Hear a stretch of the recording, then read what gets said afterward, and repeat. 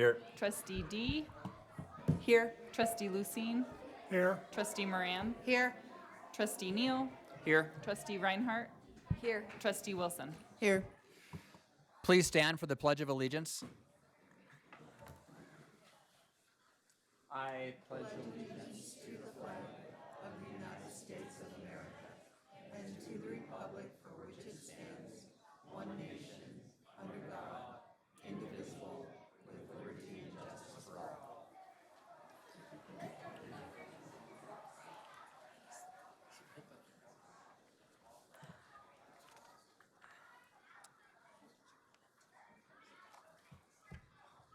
I believe we have the Whittier Elementary School choir. I see them all filing in. And Miss Krogan, if you would like to bring them all, wherever you would like to stand is fine. If you'd like to bring them up front, that would be fine. Or if you'd like to be over there, that's okay too.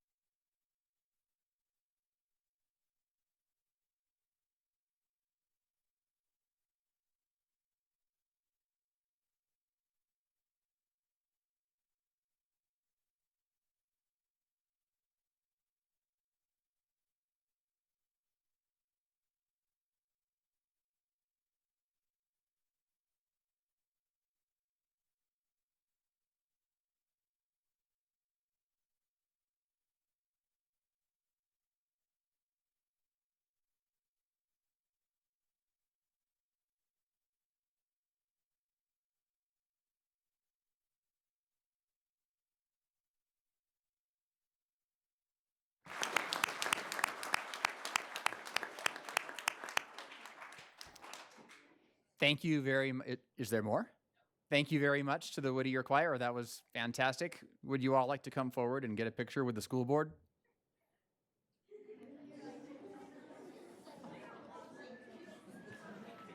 This will be the most exciting thing you've done all day.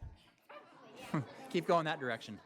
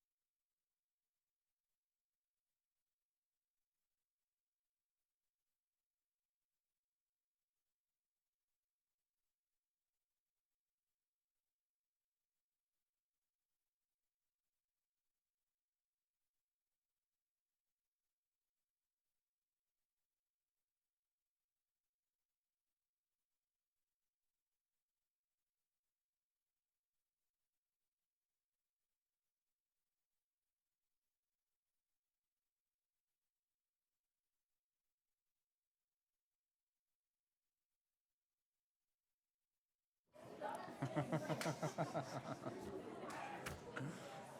ask him to put his finger there. All right.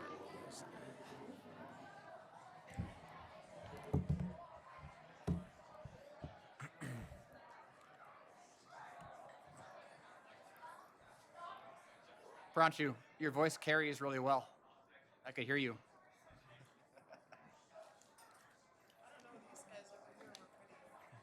Were they getting after it?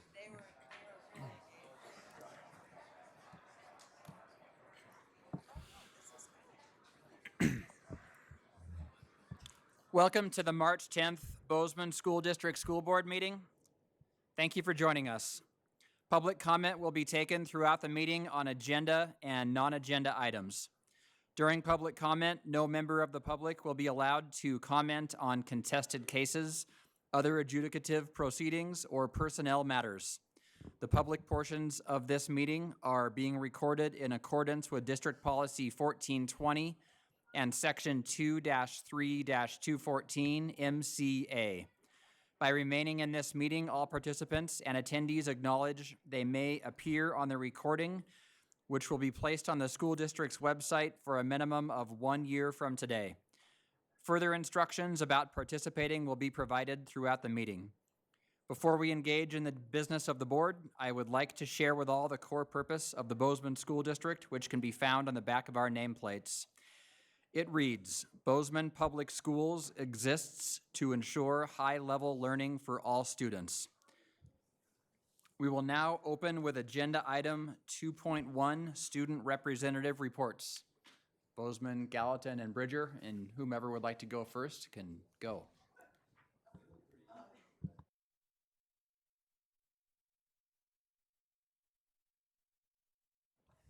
It's okay, mine is pretty short for you today anyway. So, George had to leave, he wasn't feeling super well, but we have some exciting stuff going on in Bridger. The logo is finally done. We finally finished that up this week. I have it linked here, and I believe Mr. Mills also has a document pulled up that he can project somewhere and show everyone, but it looks awesome. It was a entirely, yep, there it is up there. Very collaborative between the students. The mountain that is depicted is Ross Peak. We wanted to pick a mountain that was obviously unique to Bozeman and just unique on its own, that really stood out. And then the 4 trees that are all that grow as they go essentially represents growing throughout high school and then sort of breaking out of the box at the end. So there's a lot of representation in the logo, and it's a pretty big step away from what we have now, but everyone in the community really likes it. We're working on trying to get it on some Bridger swag, so like t-shirts, stickers, stuff like that for the students. Hopefully a new banner for the Bridger wing, thinking about stuff like that. But yeah, all very exciting and a awesome next step for Bridger. Another thing that we have had going on is we had 38 of our students and 7 of our teachers walk to Whittier Elementary on March 6th during hawk time and second period, where we made bracelets with the elementary schoolers and played paper word games. We read poems and made acrostic poems, and we read lots of books and made fun bookmarks with the kids. Everyone really enjoyed it. It was a great turnout. And the elementary schoolers really, really appreciated it, and so did all of the staff. It was just a really fun thing that we did.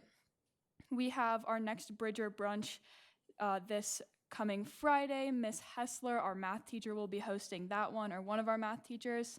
And we've had lots of fun community hawk times. We've had games, hawk times, puzzles, Rubik's Cube hawk times, etc. We've done a lot with registration. That's sort of finally wrapped up now. We had a Valentine's Day hawk time where we just did Valentine's Day crafts.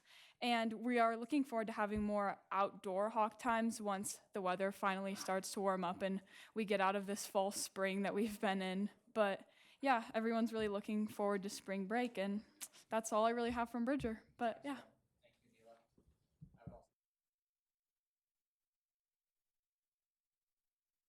Any questions for Neela from Gallatin? Gallatin? Or from Bridger, sorry, Gallatin. Alrighty, so how we usually start off, that's how we're gonna start off again. I'm gonna talk about sports and activities first. So we recently had the state swimming meet, and both the boys and girls at Gallatin finished third at state. So it's another huge accomplishment and shows again how we're continuing to build our programs at Gallatin High School and how our community and our administrators are really pushing our students to be successful in and out of the classroom. But state basketball is this Thursday through the weekend, and our boys and girls play their first game on Thursday. The girls are the second seed, and the boys are the third seed going into the state tournaments. So we're very optimistic and hopeful that they will really bring home the silverware this year. To get to the state tournament, though, our boys took a crosstown W, beating Bozeman High School in another sport like usual, and coming one step closer to bringing home the silverware.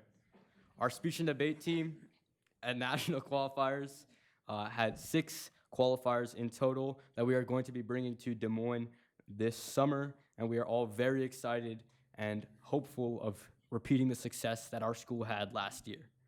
Our Bozeman Ice Dogs, boys and girls, won state championships for hockey. So it's again another extracurricular where our students are excelling. And then our track, softball, and tennis, so our 3 spring sports and activities, started their practices this week and are really rearing and ready to go to bring home some more silverware this season. I think you're sensing a theme here. Music-wise, we on Monday and Tuesday, our band had double A, and we combined with Missoula schools. Our concert band and our percussion ensemble have a concert tomorrow, and then this weekend is all-state jazz with a couple of our students going to Missoula to really showcase their talents. Orchestra-wise, we have a concert tonight to show for those who are leaving for Europe and for our European tour, which is a joint effort between Gallatin and Bozeman High School, which we will be embarking on Wednesday. Lots of travel. It will be a little brutal, but a great time, and everyone in our orchestras is looking extremely forward to that trip, as it only happens once every couple of years. And then our choir, after spring break, is taking a tour to Denver, and they are singing at a Nuggets game on national television, so that will be pretty exciting, so keep on the lookout for that. Then as well, we also have many students who are going to be participating in Bozeman Night Live on April 4th and 5th. So if you guys have the time, please come support our Bozeman schools and Gallatin and Bozeman High School and Bridger Charter Academy at a very community-wide event where they'll be showcasing their talents and their skills. One additional thing, in this last week, Laszlo over here was actually in Washington, D.C., representing our state at the VFW oratory competition, where one member is selected from each state to represent and showcase their passions for change making and for civic duty. So Laszlo here was a representative from Montana, so it's a great honor to be sitting next to here right now. And before I get into some other activities and stuff happening in the school, Just want to shout out Pranchu, who was one of two state representatives for the United States Senate Youth Program. She was one of two from Montana who went to DC last week as well and represented our state in that program. So super big accomplishment for him as well. Looking at some other stuff happening around the school, our National Honor Society is busy working on a care drive, putting together care packages with HRDC to send out. So that drive is going to be up and running in the next month or so. Our student council has been busy with district convention. We hosted that for the first time in school history, and that was the first time that we have, as a whole club, participated, and we did end up hosting it for our Montana district. There was some weather conditions that made it difficult for travel for many of our groups, so it was just Bozeman High School and ourselves there in person, but we did have many groups join us online as well for the business meeting and for other parts of the day. So super cool to have some ideas exchanged with other student councils around the state. We're also working on some constitutional changes within our own student council constitution and making some changes to our size of Stuco, looking to expand to some more representatives for each class going into future years. We also have some big plans in the works for the end of senior year for our senior class, so look forward to sharing those with you guys as we get more details, but some big stuff in the works. Our Key Club has been busy with a number of projects. Each officer this year has their own passion project they're putting together, and just a few of those have already been underway, working on some gardening around the school in that outdoor space that was implemented this past summer. And this week we have a fundraiser going throughout the week at lunch, selling raffle tickets, fundraising for Family Promise, so some other big projects. And then Key Club will also be going to their district convention right after spring break's over. Looking at registration for next year, we have all registration done for all of our students, and about the same numbers and the same class registration as past years, so really awesome to get all that done, and looking forward to next year for those younger students. And Ms. Schnee has implemented her brand new Principal Leadership Council. Many of you guys may have heard about that, offering the opportunity to students throughout the school to voice their concerns, ideas, opinions on things in school matters. So once a month they meet and will discuss and have those open meetings to really bring concerns they have or ideas they want to share out to our administration to implement in our school. And that first meeting happened this past month. April 9th will be the state ACT, so we have preparations during our primetime period and with our career center counselors and teachers helping to get students ready for that ACT. Our UNICEF Club is working on the TAP project. That is a project with businesses within the Bozeman community, selling tap water essentially, where it would be free, offering patrons the opportunity to pay $1 for their tap water, and all proceeds from that will go to UNICEF USA, which will go to their mission globally. Science Olympiad had their competition this past week and placed 4th overall as a school with 2 first place and 2 second place finishes. Other than that, I don't think I have much else for you guys, so thank you. Thank you. Questions for the gentleman from Gallatin? Seeing none, the Hawks. Hey guys. All right, let's start off with our winter formal dance. Well, what was previously known as our winter formal dance, the new and improved Valentine's Day dance combined with Gallatin High School. We had that this past month. We sold 84 tickets, which is, it's not a lot compared to some of our bigger dances like homecoming and prom, but for a new dance like this, such a new concept, especially collaborating with Gallatin, it's about getting your foot in the door. So it's only going to get better from here. We plan to make this a recurring tradition, I believe, and so we're just really excited to see how that's going to grow because, I was there. It was a lot of fun, and I'm excited to see where our two schools are going to take it from there. As Gallatin said, we sent some students to Mask. It was really fun. We had a bowling hangout. We talked about working more with Gallatin this year, just trying to, make our two student councils even more cooperative, despite our apparent differences. We also, donated money to the Academic World Quest team as they went to state, which I will talk about later. Looking forward, we've got our dodgeball tournament. We're still working on the date of that. We had some conflicting dates, but that is still coming up within the next month and a half.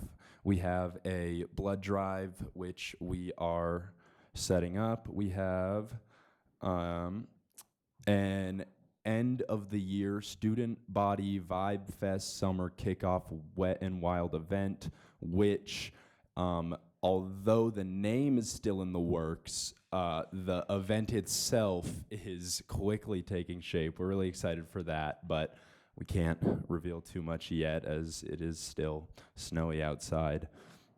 And I'll pass it off to Griffin for sports. All right, moving into sports. Boys basketball, we unfortunately had to end our season, but overall, they did good. A lot of support at the home game, so that was good to see. Our girls are headed to state after their win against Billings Senior.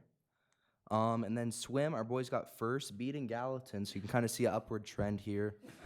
And girls ended up getting fourth at state, so that was looking good.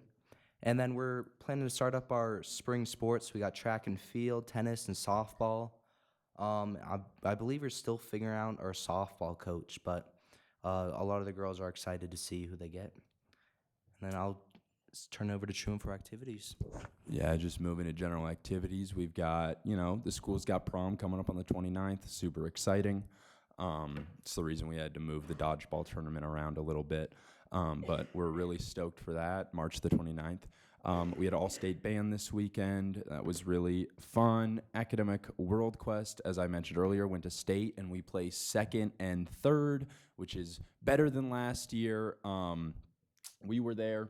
It was a great time, and it is really it's a really valuable event. We met the Consulate General of India, and just sort of learning about other countries, how all the world is interconnected. It's really interesting. In our theater department, we've got auditions for The Mousetrap, which all of you guys are invited to. It's a really fun show. So that is getting set up, and as these guys mentioned, we've got Bozeman Night Live coming up, which a ton of our students are auditioning for and honing their acts for. And that's about all I've got for you guys. Thank you. Thank you. Questions for the gentleman from Bozeman High School? Gary? I don't have a question. I just want to thank each one of you student representatives for giving us very good reports. I learn a lot when you give these reports. You're doing very well, and I really appreciate your collaboration with the student councils, and keep that up, and thank you, all of you, very much. Thank you very much for all of that. That was great. You're welcome to stay, and you're also excused. Up next, 2.2 Board Education, Montana Seal of Biliteracy, BHS and GHS World Language Teachers. Principal Mills.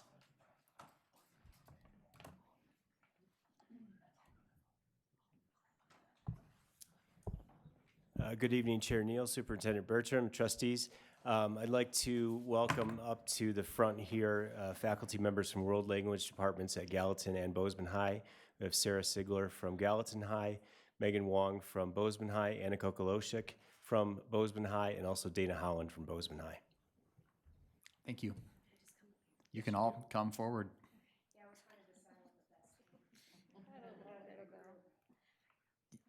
You can kind of gather around the table and stand on both sides, or we can't see you when you're behind the column, but maybe that's on purpose.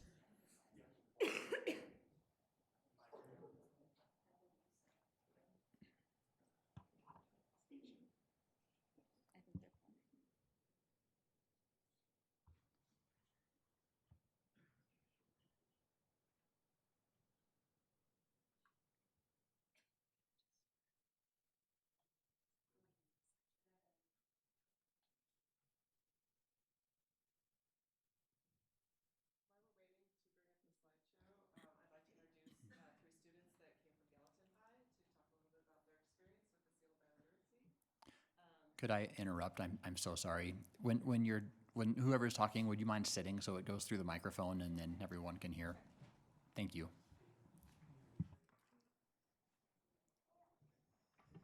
Sure. I'd like to introduce 3 students from Gallatin High School who are here to talk to us a little bit about the Seal of Biliteracy. I have over here Bella Dieterman, Aricel Alamo, and McKenna Matson, and they will talk a little bit about their experience.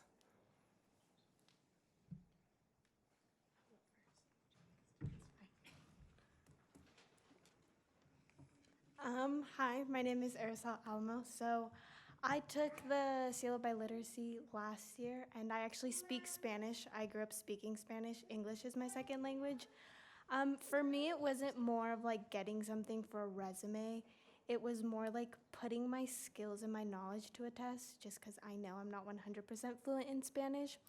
I definitely noticed that I have a couple areas that I could get better on. I was one away from getting the highest, so killed my ego a little bit, but it helped me kind of figure out that it's like hard, I guess. Even I think if I were to take it in English, I would probably score the same in English just because it's hard being bilingual. But I did enjoy taking it. It was kind of long and not fun sitting for that long, but it did teach me a lot of stuff, even as somebody who's bilingual.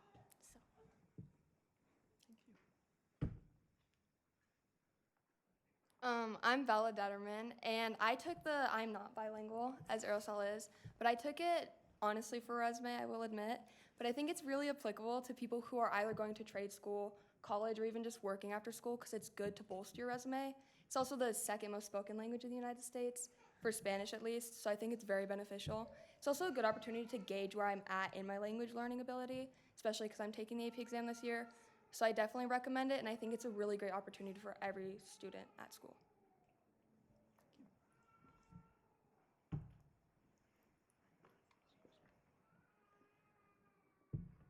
I'm McKenna Matson, and I took this stamp test because I wanted to see where I was at. So this test tests different types of your Spanish, or language for that matter.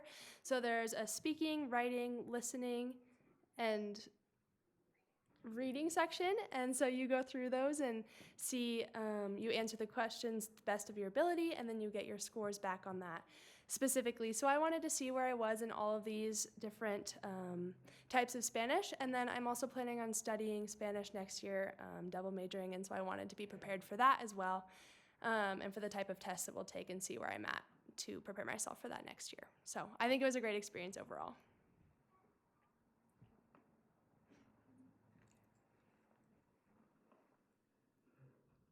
All right. I think someone has the slideshow going. Yeah? Okay. So yeah, we're just going to kind of go through a few slides about what is exactly the Montana Seal of Biliteracy. And this is given to high school students. They can apply as seniors for the actual Seal of Biliteracy. Many of our students talked about the test that they take to qualify, which is called the STAMP test. There's 2 levels, as mentioned up there, the gold or platinum, and it appears on their high school diploma.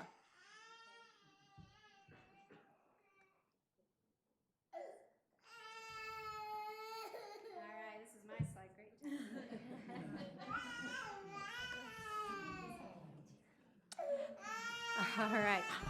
All right. So we wanted to highlight, while I make my daughter cry in front of everybody, we wanted to highlight what the Seal of Biliteracy does for our students and how it helps support that picture we have, the essential skills for a BSD 7 graduate. So this promotes bilingualism for our students that take Spanish and French and German in our courses, but it's also recognizing the biliteracy and the bilingualism that other students bring to our district as well. So some of these things up on the slides you can see are what this seal celebrates for our students and what it communicates to our students, promotes them to continue learning languages, and this connects back to a core value that our district has, that both of our high schools have collected commitments that are aligned with inclusivity and valuing multiple cultures. So that is one of the pluses we saw to bringing this opportunity to our students.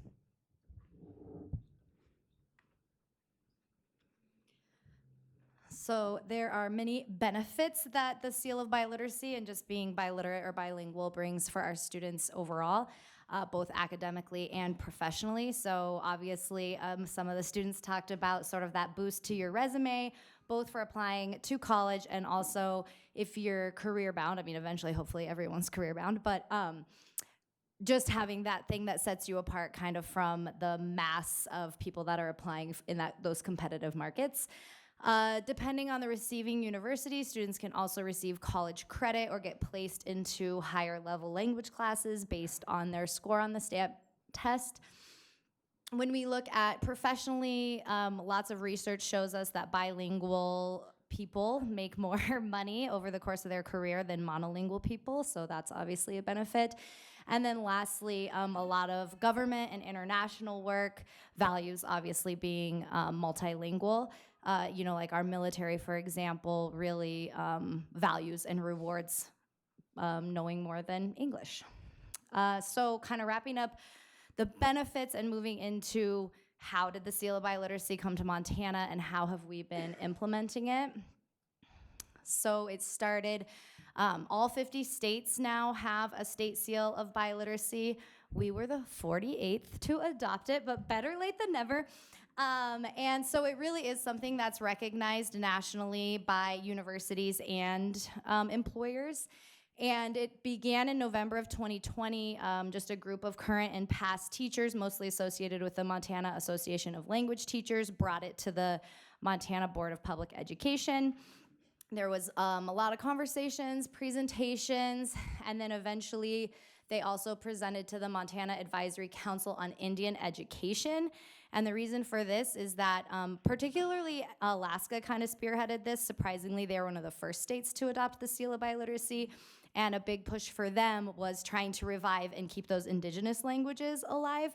So they presented to the Macy board here as also sort of a, let's try to revive some of these indigenous languages in Montana as well. And then finally, in July of 2022, the board approved the Montana State Seal of Biliteracy. And then we moved into launching the pilot program in the school year of 2022-2023. And 2023 is when we first awarded seals of biliteracy.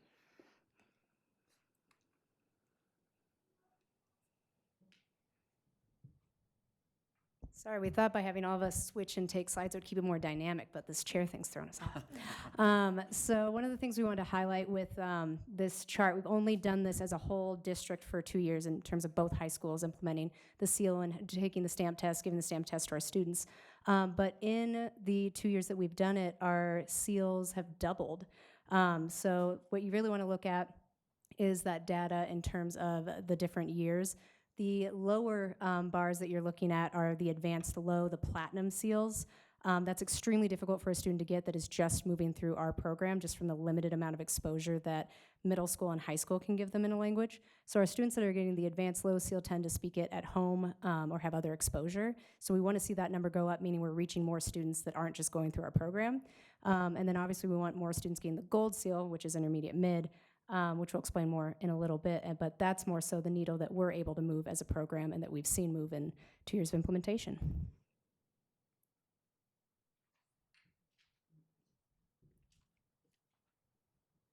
Okay, right now we are in the midst of how students earn the Seal of Biliteracy. They take the stamp test at both high schools. We are offering the stamp in Spanish, German, and French. We just added ASL. One of my students actually is fluent in ASL, and so we're hoping she can get both in Spanish and ASL.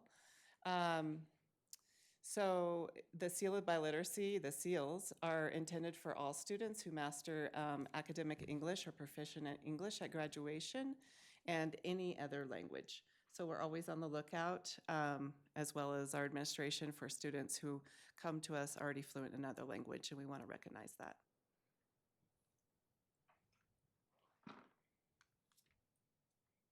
And to build upon what Sarah was saying, at Bozeman High this year, we actually have three students, one taking a Polish test, one taking Russian, and one taking Japanese, and they're all seeking the seals of biliteracy in those languages as well, in addition to Spanish, all of them. So some really impressive students. I'm just gonna talk really quickly about the STAMP test. The STAMP test is a third-party adaptive assessment, so that means that we, as their language teachers, have nothing to do with the creation or the grading of the test. So it's really an objective assessment of their language proficiency, and it's adaptive, meaning the more questions they answer correctly, the harder it gets. So we always tell them, if it feels really hard towards the end, that's a good sign. In addition to being used as an assessment for earning the seal of biliteracy, it's also used in things like college placement and career requirement exams, and there are, like the students mentioned, sections in reading, writing, listening, and speaking. And on the next slide, you'll see kind of how they're scored. So in order to earn, each section of the test receives a score, basically from 1 to 9, and each number is correlated with a proficiency level. A 1 being someone that just began learning the language, and a 9 being usually maybe a native speaker that was highly educated in that language. In order to earn the gold seal of biliteracy, our students need to earn a 5 or above in all 4 parts of the test. So intermediate, mid, or above.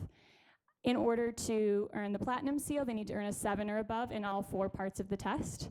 And it's not good enough just to get an average of 5 or above. Students actually have to earn a 5 or above on each section. So you can see 2 different examples there of hypothetical scores. The first one would earn the seal, the gold seal, and the second one would not, because there is one section in which they didn't demonstrate that intermediate mid proficiency. So there are high standards for our students, and it's really impressive, any of them that are able to earn this award.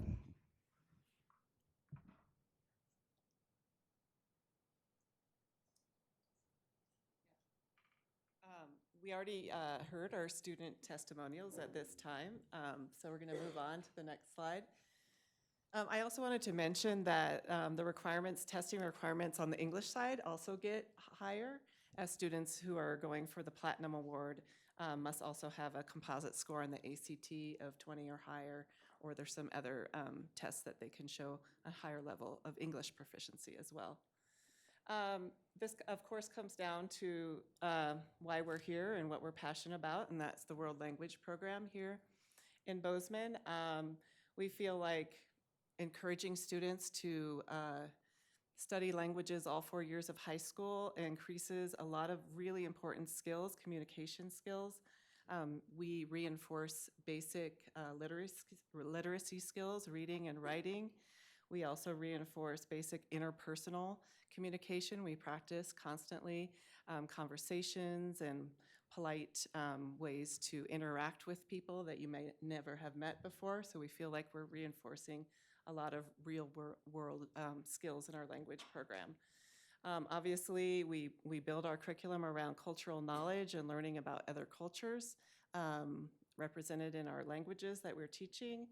And finally, we value diversity. We really want to recognize students that come with diverse linguistic backgrounds or are achieving the achievement of becoming bilingual or multilingual as high school students.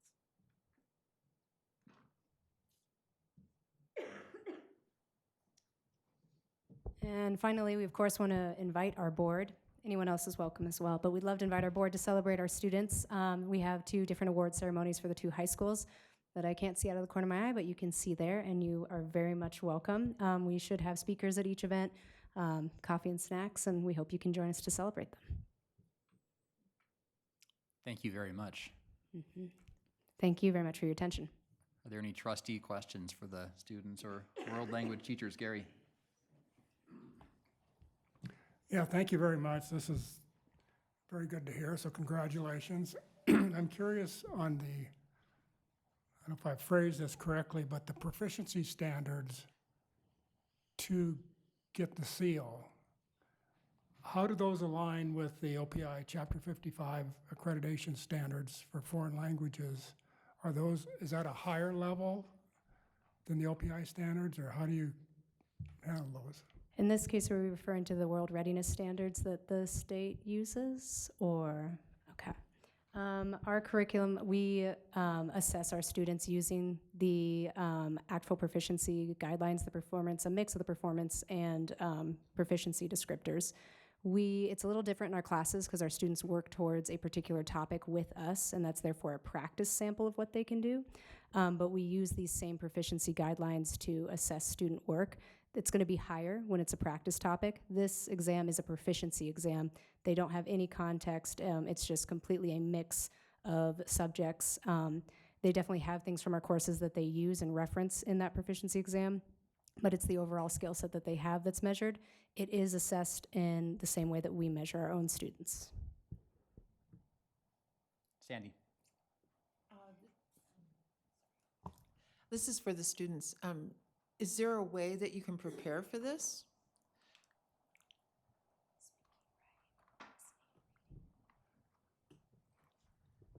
I would say that just general class, like day-to-day work, is how we prepare for this exam. So we are practicing all 4 sections of the speaking and writing and listening and everything. We're practicing that in class every day. But when it comes to actually taking the test, it's really random topics. And so it's testing your knowledge as if you were to go out into the real world where you're not going to know or be able to study for like a conversation. So for example, I had a writing prompt that was talking about a carnival, and it was really tricky because in class we haven't studied like exactly how to put a carnival together. And so it was like you have to, think of these words from class and things that you wouldn't normally talk about in everyday life, and then kind of use your skills and your knowledge to figure out how to like talk about this certain topic. But you can't study it. It's just what you practice in class. So.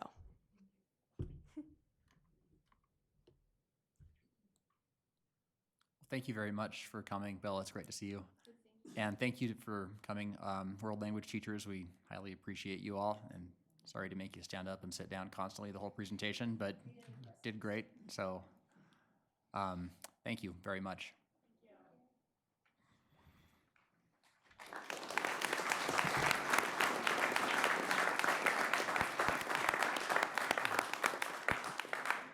Up next is recognition and awards. First item is 2.3.1, Montana Association of Language Teachers, Teacher of the Year Award, Principal Mills. Welcome back.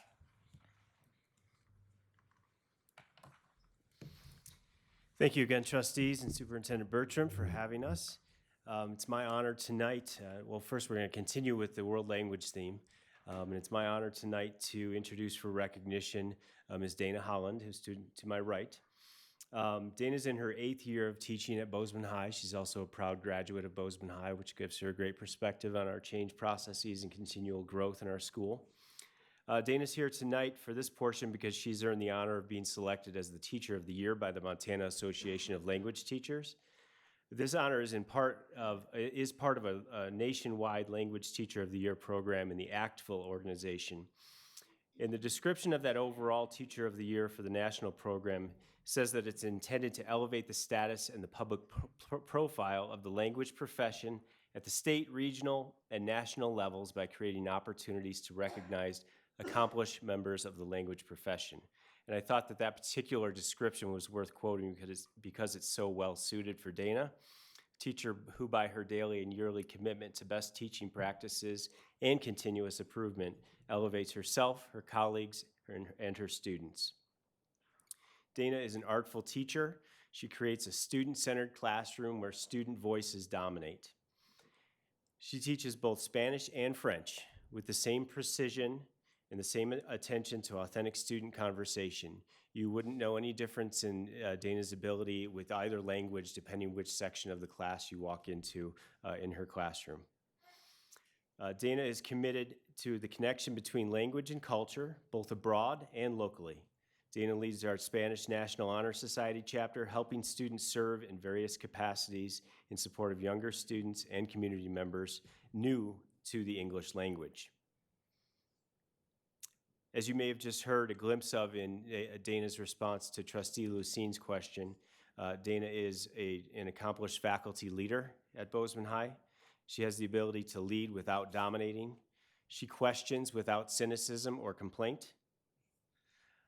She provokes without instigating. On several occasions throughout our ongoing change process in the last several years, a part of which Dana has been a staunch faculty leader, Dana has challenged my own thinking, our Guiding Coalition's thinking, and the things that we've made collective decisions on. Dana does these things thoughtfully and authentically. I usually walk away from our conversations with fresh ideas and inspiration. So I'll turn it over to your comments and questions for Ms. Holland now, but I'm very proud to honor her tonight.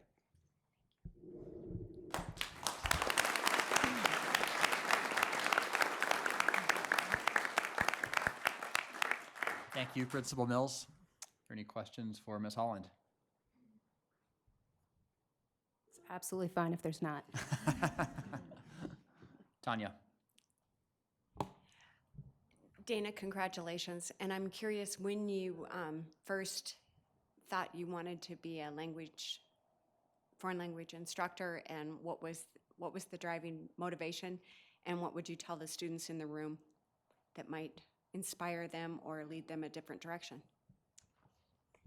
I have two former amazing educators in the room here that told me I could be anything I wanted to be except a teacher. Only because they knew how much work it can be and what an emotionally exhausting job. It's not to say that they said that because they did not have extremely successful careers themselves. But I loved languages. I studied them. Whenever I met someone that spoke it, I was very happy to experiment despite their reaction. And I found myself just loving it, but then really only dedicating myself to learning languages and realizing that I had very few other skills besides then English. So I taught English abroad. And in that process, I would come up against things I wasn't sure about or better ways to do it. And I would call my parents and ask them about a pedagogy. I remember Googling something like, Mom, I found this article on pedagogy. Have you heard this before? I bet you remember that. And I found it a really rewarding experience to see students connect with cultural information, especially see them grow in their languages and feel more capable and then more able to explore the world. And over time, I realized that I didn't care very much about English, and I did care a lot about Bozeman, Montana. So coming back and becoming a teacher in the district just made the most sense. I was just fortunate in my timing. And yeah, 8 years ago, I was hired, and the rest is history. Lauren. I was going to ask something similarly, so thank you for that, and congratulations. Congratulations. We're super proud of you. It's a great honor to have you in our district. I've had two of my kids have you and felt really fortunate for both of those years that we had you. And so thanks for everything that you do and for your profession. And I believe Trustee Moran. And did you have a question? You're welcome to ask the question as well. Does Gary have a question? Gary. Yeah, thank you and congratulations, Dana. I'm just curious, what do you see in the future as far as teaching in this foreign language world? I think it's a very bright future. Initiatives like the Seal of Biliteracy highlight that. We've moved away from what most of us in this room experienced, which was that more grammar-based instruction, a lot of error correction, and the focus really is now on communication and what can you do, and not having one mistake equal -1 point in a red marker. So I think that focusing on communication, focusing on cultures is a really great thing that we now have embedded in our standards. We're seeing world language education shift to highlight those things and not just grammar exercises. So I see in a global world, people recognizing more and more the importance of being able to communicate and now having educational opportunities that will get them there in a better way. Trustee Moran. Congratulations. And to the students in the room, if you are taking a foreign language, pay attention. I just went to MSU Friday with my oldest, and the study abroad programs are fantastic out there, and it definitely starts in the classroom learning another language. You've taught both of my children, and you probably will have Michael for 2 more years, so thank you very much. I move that the Board of Trustees adopt the following resolution. Whereas the Montana Association of Language Teachers was founded in 1954 and provides its members with pedagogical assistance and linguistic resources for language instruction at elementary, secondary, and university levels. The member organization has an annual conference in the spring, and whereas annually, the Montana Association of Language Teachers attempts to recognize an individual who has made an outstanding contribution to the teaching and learning of world languages over an extended period of time. And whereas the Montana Association of Language Teachers Teacher of the Year candidates must provide evidence of the following. Number 1, the connection between the student work and how the teacher addresses the national standards in the classroom. 2, the connection between the student work and how the teacher uses and promotes target language communication in the classroom. 3, how the student work demonstrates differentiation of instruction and/or assessment to meet the needs of all learners. 4, how the student's work demonstrates the teacher's ability to integrate culture into instruction and/or assessment. 5, the type of feedback the teacher provided to the students on their work, and whereas Bozeman High School teacher Dana Holland has been named the 2025 recipient of the Teacher of the Year Award for the Montana Association of Language Teachers. Therefore, be it resolved that the Board of Trustees recognize and honor Dana Holland for her commitment to her students and content area. Second. Motion made by Trustee Moran, seconded by Trustee D. Is there any public comment? Seeing none, all in favor? Motion passes 8-0. Congratulations.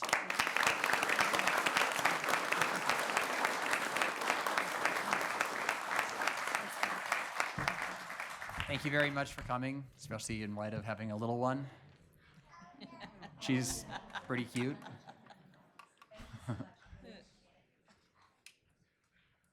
Dana, would you mind meeting Trustee Moran in the hall for a picture? Absolutely. Thank you.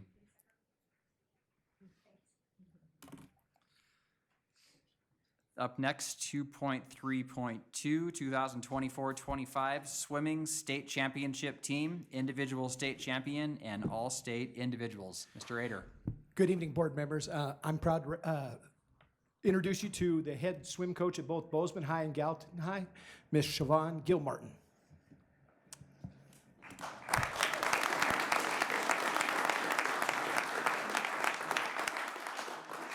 Welcome, Siobhan. Thank you. I can almost stand and still use this. Would you mind bringing your student athletes that's forward what I was with you gonna as ask. well? Do you want to do it a school at a time, or do you want them all to it's come? completely up to you. You coach both programs, so whatever feels best to you.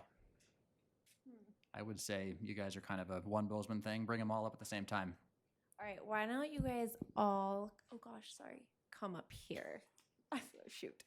Did I mess No, something you up? didn't do that. Okay. Okay. Yeah. Yeah. How about you guys all come up here, maybe? Yeah, everyone come up and kind of squeeze in between the columns and around your coach.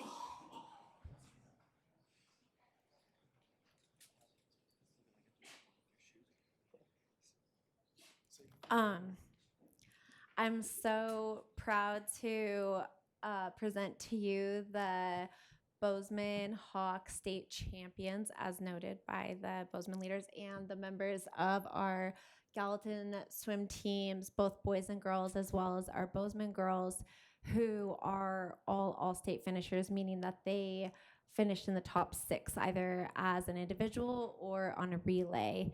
And I usually wing it, but I just feel like I'm getting older, so I wrote some stuff down to share with you all. Just some exciting stats. I think as I share year after year, these kids work so incredibly hard on top of managing.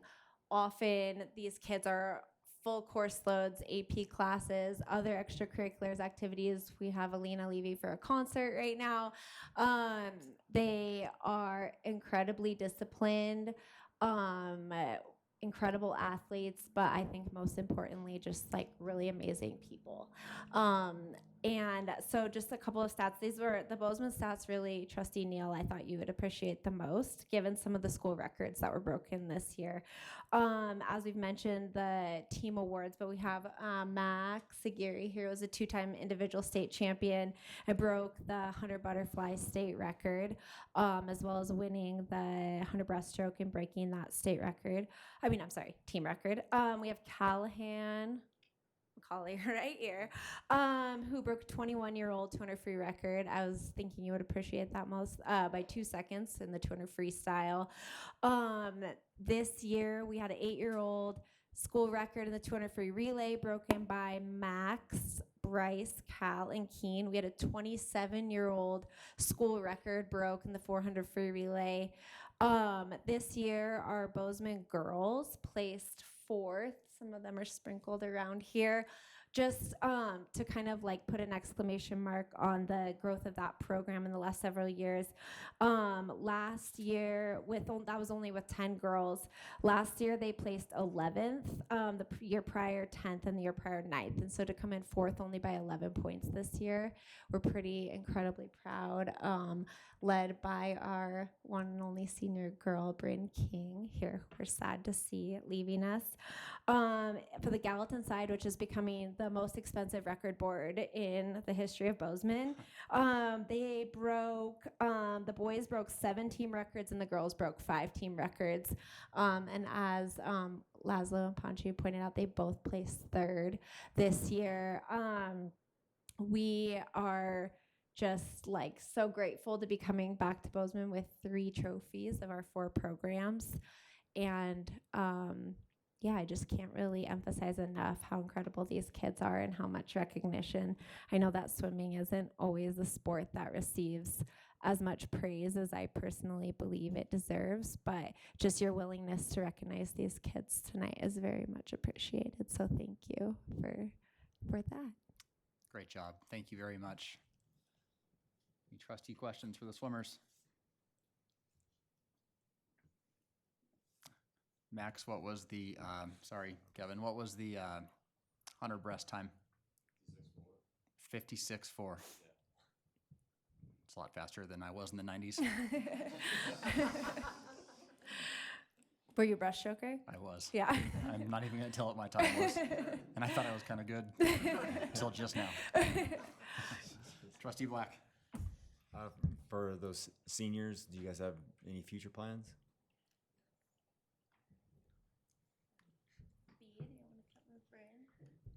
I haven't fully decided where I'm going to college yet, but I have some ideas, and college is the plan. So yeah, I'm excited.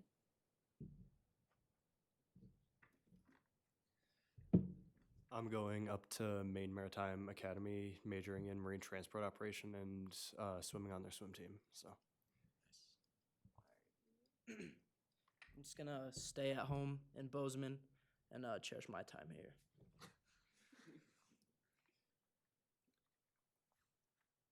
I'm going to go to the local MSU and hopefully swim on the club team there.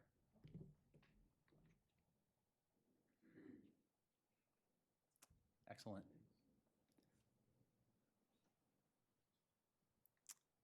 Well, I know how hard you all work with the morning practices and what it's like to be in a 1 or 2 o'clock in the afternoon class after you had practice that morning. And I've always thought that swimmers and wrestlers from a raw physical fitness standpoint are the hardest working student athletes. And so I'm just really impressed. It was really fun to see you all. I went to your last crosstown meet, and you all are super impressive athletes, and to have it culminate in good grades on top of everything that you accomplish in the pool is really admirable. So just really impressed with all of you. So great job. And Coach Siobhan, you're the only coach we asked to coach 2 programs, and thank you again for the, I think, maybe 5th year of doing that for the school district. And you do an amazing job. So, and I know that you have lots of other things in your life that you make sacrifices for. So thanks for everything. So Trustee Wilson has the award. Yes, well, congratulations to all of you. Really, I have no idea what it means to be a swimmer, but it sounds exhausting, and and I'm really proud of all you guys for showing up and doing what you love, obviously. So it is recommended that the Board of Trustees adopt the following resolution. Whereas the Bozeman High and Gallatin High swim teams competed in the AA State Swim Meet in Great Falls on February 13th through the 15th, 2025. And whereas the Bozeman High boys team finished as state champions. Team members included Max Aguirre.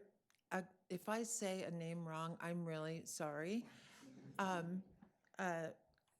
Aguirre, okay.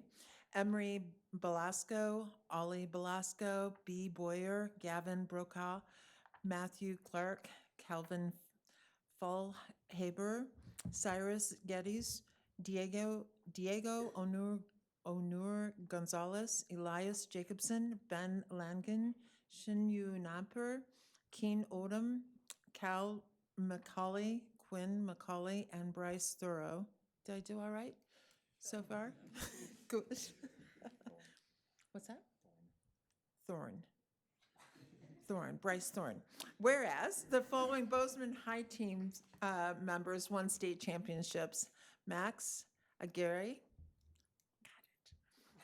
100 butterfly and 100 breaststroke; Cal McCauley, 200 freestyle; Max Aguirre, Cal McCauley, Keen Odin, and Bryce Thorne, 200 freestyle relay; and Max Aguirre, Emery Belasco, Cal McCauley, and Keen Odom, 400 freestyle relay. And whereas the following Gallatin High team members won a state championship: Trigve, is that how you say? Sorry? Okay, thank you. Trig Chevelicek, Alex Clapper, Paul Nave, and Kevin O'Connor, 200 medley relay. Whereas the following Bozeman High team members earned all state honors by placing in the top 6 at the state meet: Max Aguirre, first 100 butterfly, first 100 breaststroke, first 200 freestyle relay, first 400 freestyle relay. Emery Belasco, third 200 meter, third 500 freestyle, and third 200 medley relay, first 400 freestyle relay. Ollie Belasco, fifth 500 freestyle, third 500 freestyle. I'm going to take a breath. This is quite impressive, let me tell you. Alexis Hubbard, sixth 200 freestyle, third 500 freestyle, fourth 200 freestyle relay, third 400 freestyle relay, and Elias Jacobson, third 200 medley relay. And to the second sheet. Bryn King, fifth 50 freestyle, fifth 100 freestyle, fourth 200 freestyle relay, third 400 freestyle relay. Cal McCauley, first 200 freestyle, second 50 freestyle, first 200 freestyle relay, first 400 freestyle relay. Quinn McCauley, sixth 500 freestyle, Ken Odom, Keen Odom, fifth 200 freestyle, fifth 200 meter. Is that correct? I am. What does that say? Okay, thank you for that. Individual medal. Okay, first 200 freestyle relay, first 400 freestyle relay. Amelia Olson, third 200 individual medal, correct? Medley. Fourth, you should be doing this. Fourth 100 breaststroke, fourth 200 freestyle relay, third 400 freestyle relay. Bryce Thorne, fifth 100 butterfly, third 200 medley relay, first 200 freestyle relay. Lizzie Williamson, sixth 100 backstroke, fourth 200 freestyle relay, third 400 freestyle relay. Whereas the following Gallatin High team members earned all state honors by placing the top 6 at state meet. Kay Braun, is that correct? Kay Braun, fifth 200 freestyle relay. Trigve Savelicek, thank you. Second 400 freestyle relay. Alex Clapper, first 200 medley relay, fourth 100 freestyle, fourth 100 backstroke, and second 400 freestyle relay. Jane Kuzak, sixth 500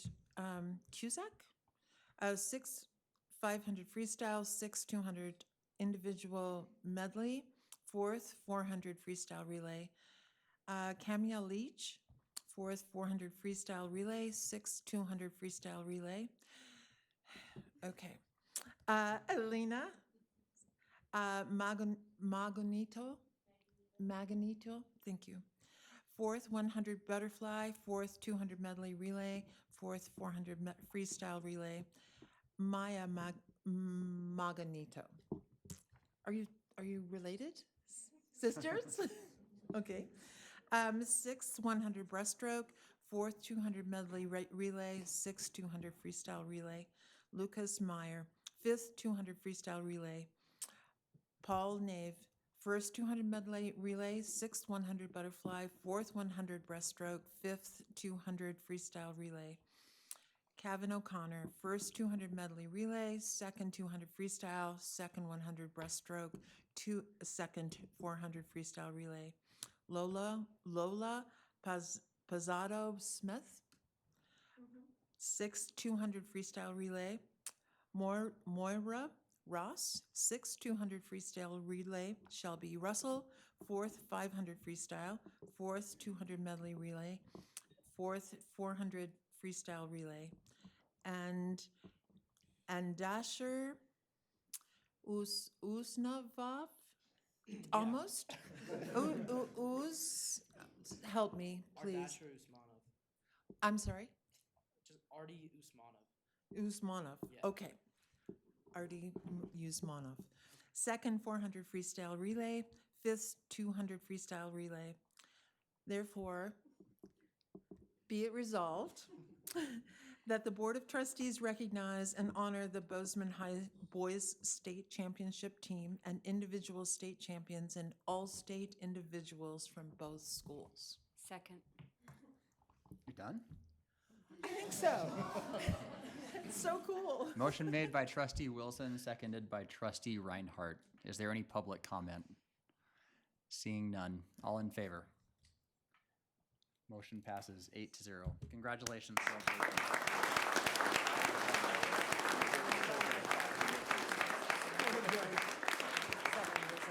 Thank you to all of you for coming in. Coach Siobhan, thanks again. Thanks to all your parents for coming tonight and for all the support that they give to you. And if we could have all of you meet Trustee Wilson in the hall for a picture, that would be appreciated. So thanks, Siobhan.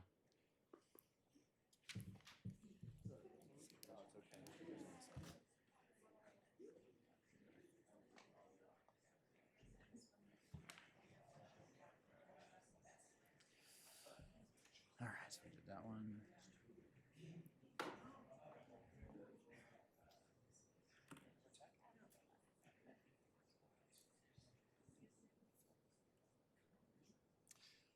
Item 2.3.3, NASA Hunch Critical Design Review Recognition. Mr. Bradbury. Thanks for letting us be here. So every year our advanced engineering students participate in a NASA program called NASA Hunch. NASA likes their acronyms. Hunch stands for High Schools United with NASA to Create Hardware. Yeah. Anyway, Hunch has a number of different divisions. We have students participating in the design and prototyping division. The goal of that is NASA actually has real flight issues, space flight problems they want solved. And traditionally, when the program started, it was mostly with the ISS. Now we're seeing them move from the ISS to a few projects there, lunar missions and Mars missions. And so every year they have a list of projects. We have students broken up into teams that tackle a certain number of the projects. This year we had 5 teams tackling 4 different projects, and we were chosen, we had one team chosen to be a finalist with one of the projects, which is the Lunar Lander Legs and Payload Delivery System. And I'll have the kids explain kind of what that is. The process for this, though, starts back in September. When the list is published, the kids come in. We look at all the available options. There were 9 different options this year. We figure out who wants to do what. We build teams, and then they have to do a research, about 2-3 weeks of research, and they have a research review with me, going over everything that they learned about the project, learned about the problem, things that they need to tackle.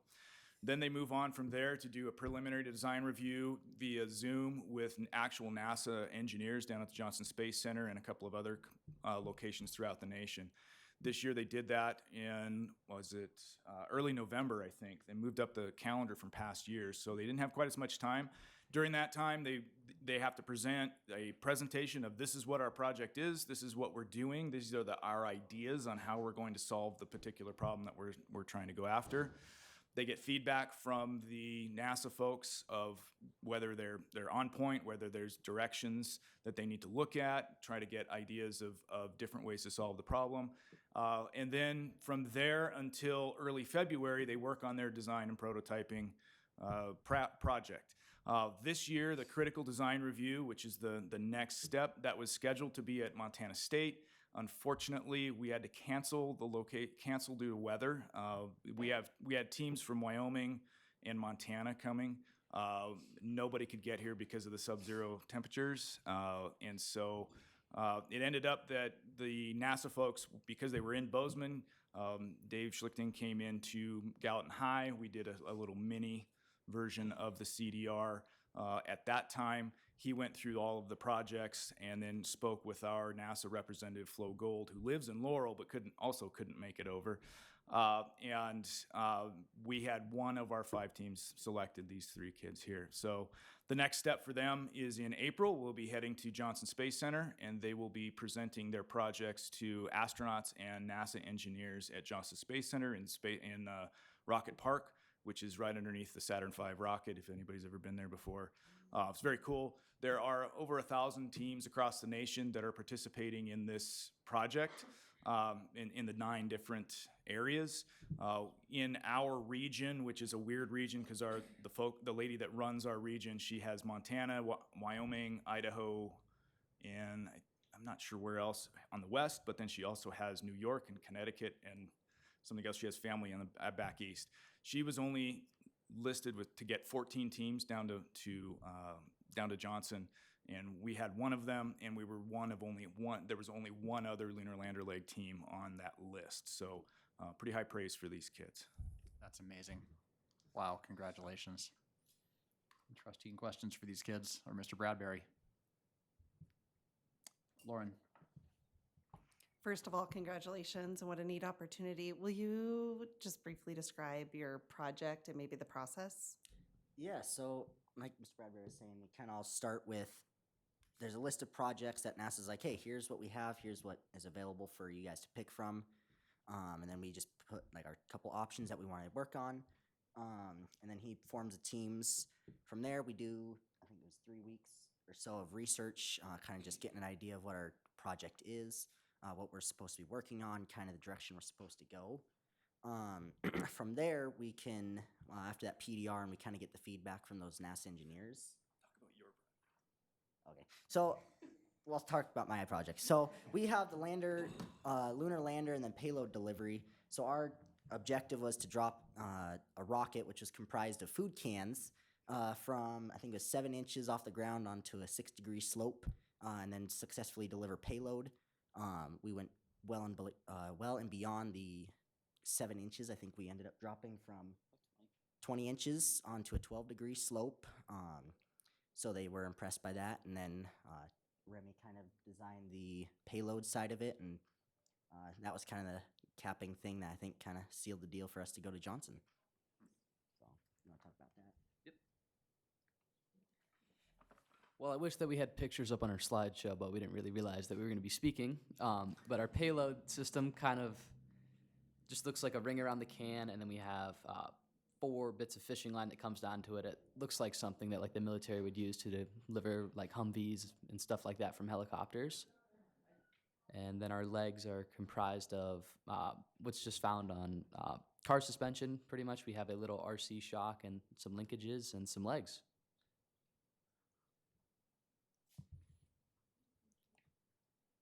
Are there any other questions? Gary. Well, congratulations. This is, are you seniors? Yeah, senior, junior, sophomore. Wow. I'm curious, Glenn, maybe this is mainly for you, but how do you guide these students? How do you teach them what to do? You must learn a lot on this yourself. Well, the beauty of this is real world engineering. And so all these students have taken the introduction to engineering class. And so they're in their 2nd or 3rd year with me. And it's just the engineering design process, looking at what's the problem, identifying it, going through the research, doing some preliminary designs, doing some testing, doing some prototyping. And that's why it's the design and prototyping challenge within NASA. I don't have to know a lot about what they're doing as far as the specifics, because the projects range quite broadly. This year we had 2 teams that were doing lunar ejector robots, and the intent of that was to design a robot that would basically get shot out the side of a rocket, land on the ground, turn around and take a picture of the rocket. Then we had one team that was designing a lunar camper for astronauts to go and explore the moon and be like a little RV on the moon. And it had to collapse, it had to unfold and things like that. And then, we had a CubeSat, which is a very common standard format for small satellites. It's about 10 centimeters on a side. And they had a deployment system to maximize solar panel deployment. So they could maximize the area of solar panel and try to figure out how much energy they could generate off of that. So those were the projects that the kids were working on, very diverse. But the fundamental idea, the fundamental goal is to get them thinking as engineers along the roads of, all right, where we got to look at things, we have to do research, we have to figure out what to do, we have to design it, we have to test it, we have to prototype it, go back and redo it.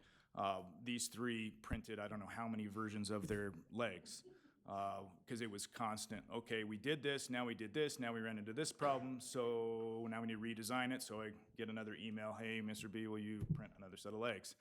And that's all the teams. Same thing with all of the teams. And so for me, it's more of kind of just managing the overall just big picture stuff of making sure they have the supplies they need, make sure they're getting their 3D prints done when they need them. And kind of every now and then guiding in different directions of, I think you guys are going off in the weeds a little bit over here, we need to come back around. But really, they manage the teams themselves. They have to do all the research, they have to look at everything, and they have to tell me what they need. And I don't tell them what to do. Sometimes I give them suggestions, and sometimes I say, well, that's probably not gonna work, you can test it and see.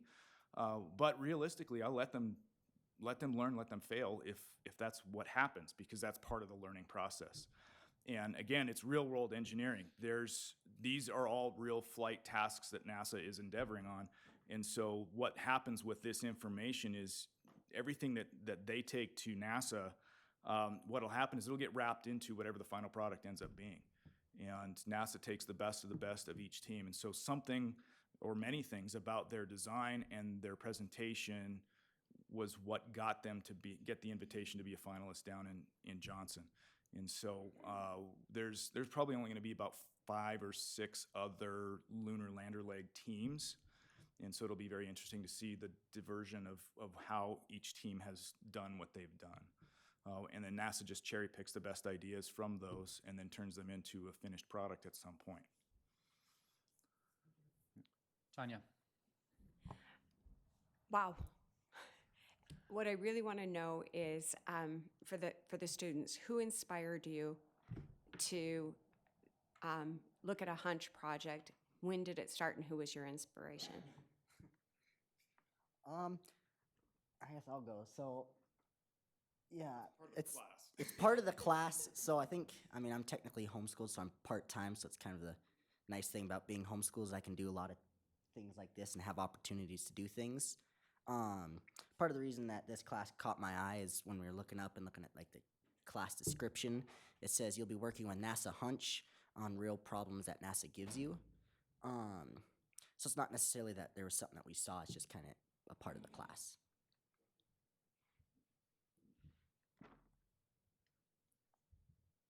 Guess I'm next.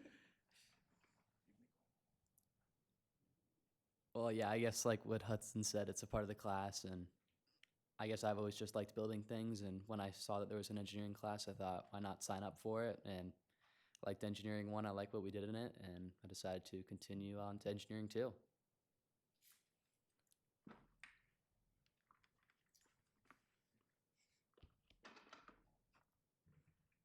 I've kind of always been like super interested in engineering. I kind of want to go into the physics field.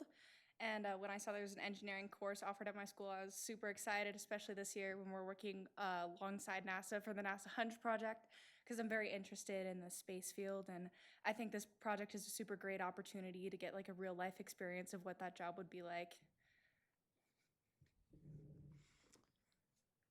Well, thank you very much, and congratulations. I can't wait to find out how it goes at Johnson. I will add, being a finalist is the top. There isn't like any other evaluation beyond this. So it's not like, oh, we win. No, we won. The kids have already won. NASA only picks a very select few teams to get to come down to Johnson. And so that's something that a lot of people maybe don't quite understand, but it is like, this is the win. The kids get to go down and do that. And it is a very elite group of kids that get to go. That's amazing. Thank you for that clarification. Trustee Black. Well, congratulations to all of you guys. Great work. Sounds like you guys have a lot of passion to what you're doing. I guess one quick question I'd have is just how much time do you guys spend in class in this? Obviously, it's the class period of time, but outside of class, more importantly, how much time do you guys put towards this project? Well, I am going to be completely honest. I don't think we spent any time out of class on it besides prime times, but I think, yeah, prime times, very similar to Hawk Time. Pretty much we have, is it 45 minutes each day to go into any class that you want and further your academic prowess. So how many prime times did you spend? I mean, probably like, what, 25? I would say. Yeah, about 25 prime times, probably extra. Okay. Yeah. Well, again, congratulations. This is a little bit shorter than the last one. A couple less words, which you guys should appreciate. I move that the Board of Trustees adopt the following resolution. Whereas the Hunch mission is to empower and inspire students through the project-based learning program where high school students learn 21st century skills and have the opportunity to launch their careers through participation in the design and fabrication of real-world valued products for NASA. And whereas NASA Hunch is inviting the top 5 of each project in the country to the Johnson Space Center in Houston, where they will share their project with NASA engineers and astronauts. And whereas Gallatin High School students Hudson Boss, Remy, what's that, sorry? Pelwin and Dakota Schreneman were selected for their lunar landing legs and payload deployment system as finalists for their prototype. Therefore, be it resolved that the Board of Trustees recognize and honor Hudson Boss, Remy Perlin, and Dakota Schreneman for this achievement. Second. Motion made by Trustee Black, seconded by Trustee D. Is there any public comment? Seeing none, all in favor? Motion passes 7-0. Congratulations.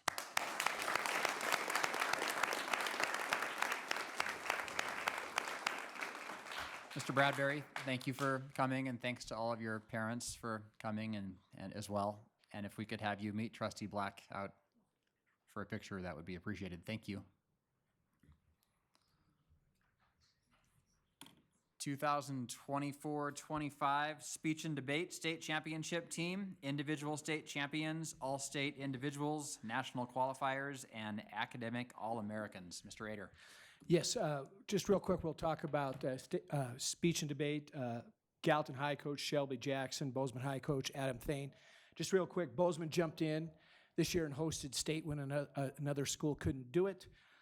This two staffs combined did a great job. I talked about awards night. The awards night at Speech and Debate is one of the more cool things we do in high school activities.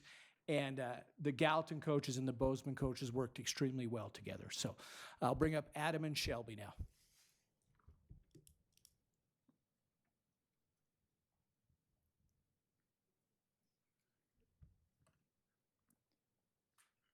And you two are welcome to bring up your students as well with you. Have them gather around you. Might get a little bit tight.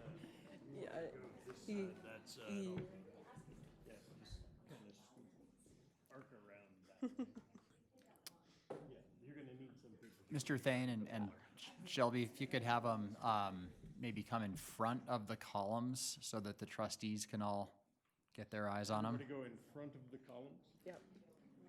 So crowd around Laszlo. Don't feel like, Yeah, don't. Your speech and debate, kids, so you're not shy. So come on forward. Like in front of forward, like take 3 big steps forward, Adam Cooper. Yep. More. Yeah, I think Jameson, Montana. More. So wait, so if you can get There you go. up there, I don't think anybody needs to see me. Thank you. Good job. You're fine. We're all friends here. Well, for Gallatin, the 2024-2025 season was an incredibly competitively excellent season. We're an incredibly young team. We have a team of 65 members. 44 of those are freshmen and sophomores, which it can have its own challenges. And yet these guys rose to the occasion. They consistently place, they consistently put in the work and the effort, and we're so incredibly proud of this team. When we're looking at going into the national qualifiers, I have several members who are not here tonight just because they're in orchestra or they've been doing the Okinawan Foreign Exchange Student Program. And so I'm going to talk about those kiddos first. And if you couldn't tell, I'm kind of recovering from an illness from a week ago, so I'm going to let my kiddos introduce themselves so that way you don't have to listen to me. But when we're looking at the kiddos who are not here, Cooper Jones, he qualified for nationals in Senate. He took first place. He's a junior and he was a second-year member of the team, which is incredible. We have Ezra Graham, who's a sophomore. He placed at state as well as qualified in Lincoln Douglas debate for nationals. We also have Wilder Henningsen, who is a junior. This is her third year on the team and her third time qualifying for nationals in humorous interpretation, and she also qualified in dramatic interpretation as well. So even though we have an incredibly young team, these guys are consistently working hard, putting in the effort, and we are so proud of them. Honestly, like watching them all throughout the season grow, I think that's the most wonderful feeling as a coach. And in the back of the room, I have my other assistant coaches, who I have two interp coaches, Mara Hodges and Andrew Testerman, who have worked incredibly hard with their interpers. I have Lorelei Michael Owens, who is my LD coach, Lincoln Douglas coach, and my public forum debate coach, who's also worked incredibly hard and through her efforts led our kids to a wonderful placement at nationals. And then we also have, not here, but Lynn Holsinger, who works with our Memorize crew, which we have one of our members here. And we have Halton Stansel, who is our wonderful policy debate coach, who also has coached our wonderful students. And so what I'm going to do, just to give my voice a little bit of a break, is I'm going to let my kiddos come over, tell you their name, kind of like what event they do, and their age, and just something about speech and debate that is important to them. So I'm going to start with Sophie. Hi, my name is Sophie. I'm a senior, and I've participated in policy debate for all 4 years, and I would say that I appreciate the confidence that speech and debate has given me.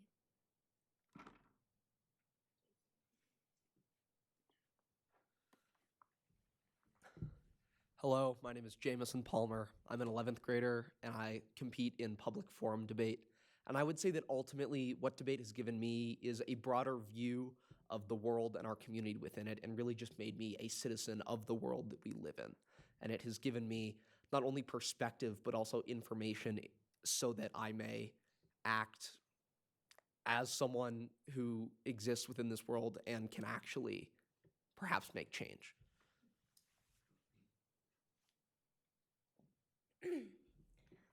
Hi, my name is Montana Gwynn. I'm a junior, and this is my third year on speech debate. I've competed in OO for the past 3 years, and just this year I started competing in MPA too. I would say for me that one of my favorite things from speech and debate is the lifelong friendships that I have made, and I will cherish forever.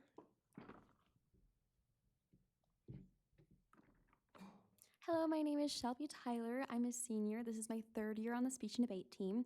I compete in extemporaneous speaking, and the most valuable thing that speech and debate has given me is more global knowledge.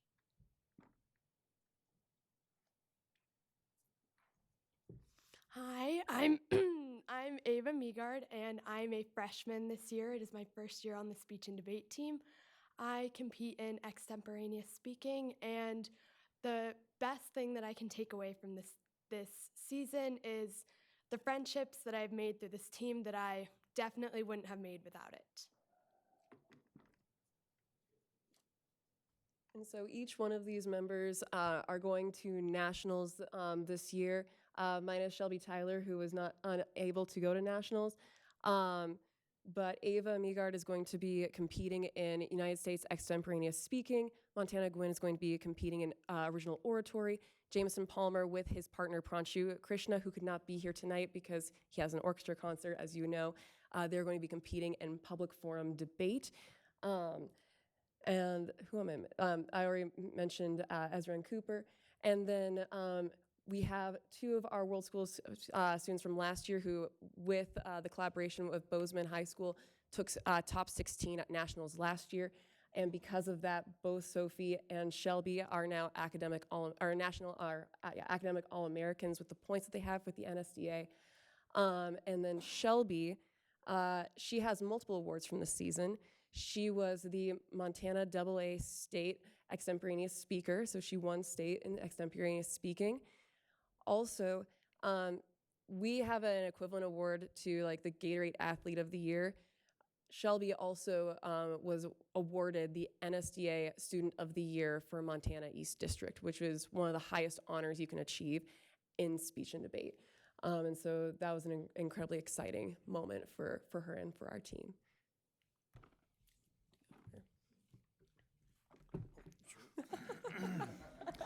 Hello, everybody. Adam Thane, head coach of Bozeman High. I'm probably missing like a third to a half of my people for that orchestra concert. It was a pretty big crew. We're also a very young team this year. In fact, the youngest team at state in the top 5 or 6. We had, because of COVID and then a weird situation where we had a bunch of kids of the senior class, their parents got jobs out of state. And so we had 2 seniors on our team. The team was about 90 people. So you imagine it was a little bit of herding cats this year, trying to get everybody where they needed to be. We started okay, and we built from there. And at state, we ended up squeaking out a 1-point win, which is tighter than I would like it, but better than a 1-point loss, as most of you know. So along the way, I didn't even count how many all-state, 3 state champions, 25 national qualifiers. So for a team where almost everybody is coming back, it was a pretty good year. We're looking strong. I think a lot of you know how hard it is to go up and do anything in Kalispell, and that'll be next year's state. So if there ever is a year that we can take it in Kalispell, it'll probably be next year, and so we'll be building for that. We'll also head to Africa again this year to continue our work with the Pan-African Speech and Debate League. We'll take 13 students and 3 of the coaches there this summer. So that's our 3rd trip across the ocean to bring speech and debate to other people, and I'm definitely looking forward to that. My assistant coaches obviously could not do anything without them. You have Lila Michael, who's my interp coach. You might have noticed Lorelei Michael Owens is one of Gallatin's coaches, so that's Lila's daughter, which is kind of a cool thing to see. And then the other 4 assistants I have all competed on the team while I was coaching. So you have Jake Hoskins, who coaches debate, Max Hatton, who coaches debate, and is not here because his boiler exploded about an hour and a half before the meeting. But hopefully he's going to MSU to get a teaching degree now after 10 years running dive boats in the Florida Keys. So hopefully we'll have him here often in the future. Chris Warren, who teaches at Sacagawea, coaches short prep for me. And then Emily Daniels, who's a flight instructor at Summit Aviation, is my memorized coach. So a good crew, and I think a testament to the way that this team is run, that my coaches are all people who competed over the years. I think one of the kids counted, and between us all, we represent competition in 5 decades, 5 different decades, which makes me feel old but proud, you know? So I don't think having my kids come up and introduce themselves would be the best for your evenings. So I can introduce them all if you would like, You want me to do it that way? Okay. So why don't you guys, because I can't see you all, we'll have you just kind of file through, and It can be like I'll tell you. Yeah, it's a little bit pageant-esque here. Do a little turn on the catwalk. We'll start with May. We'll start with May and circle around. So this is May Bamberg. So she's a sophomore policy debater, and she'll be going to nationals this year. This is M. Williamson. M is an extemper who qualified in both U.S. and international extemp, and will be coming to nationals with us this year. Yeah.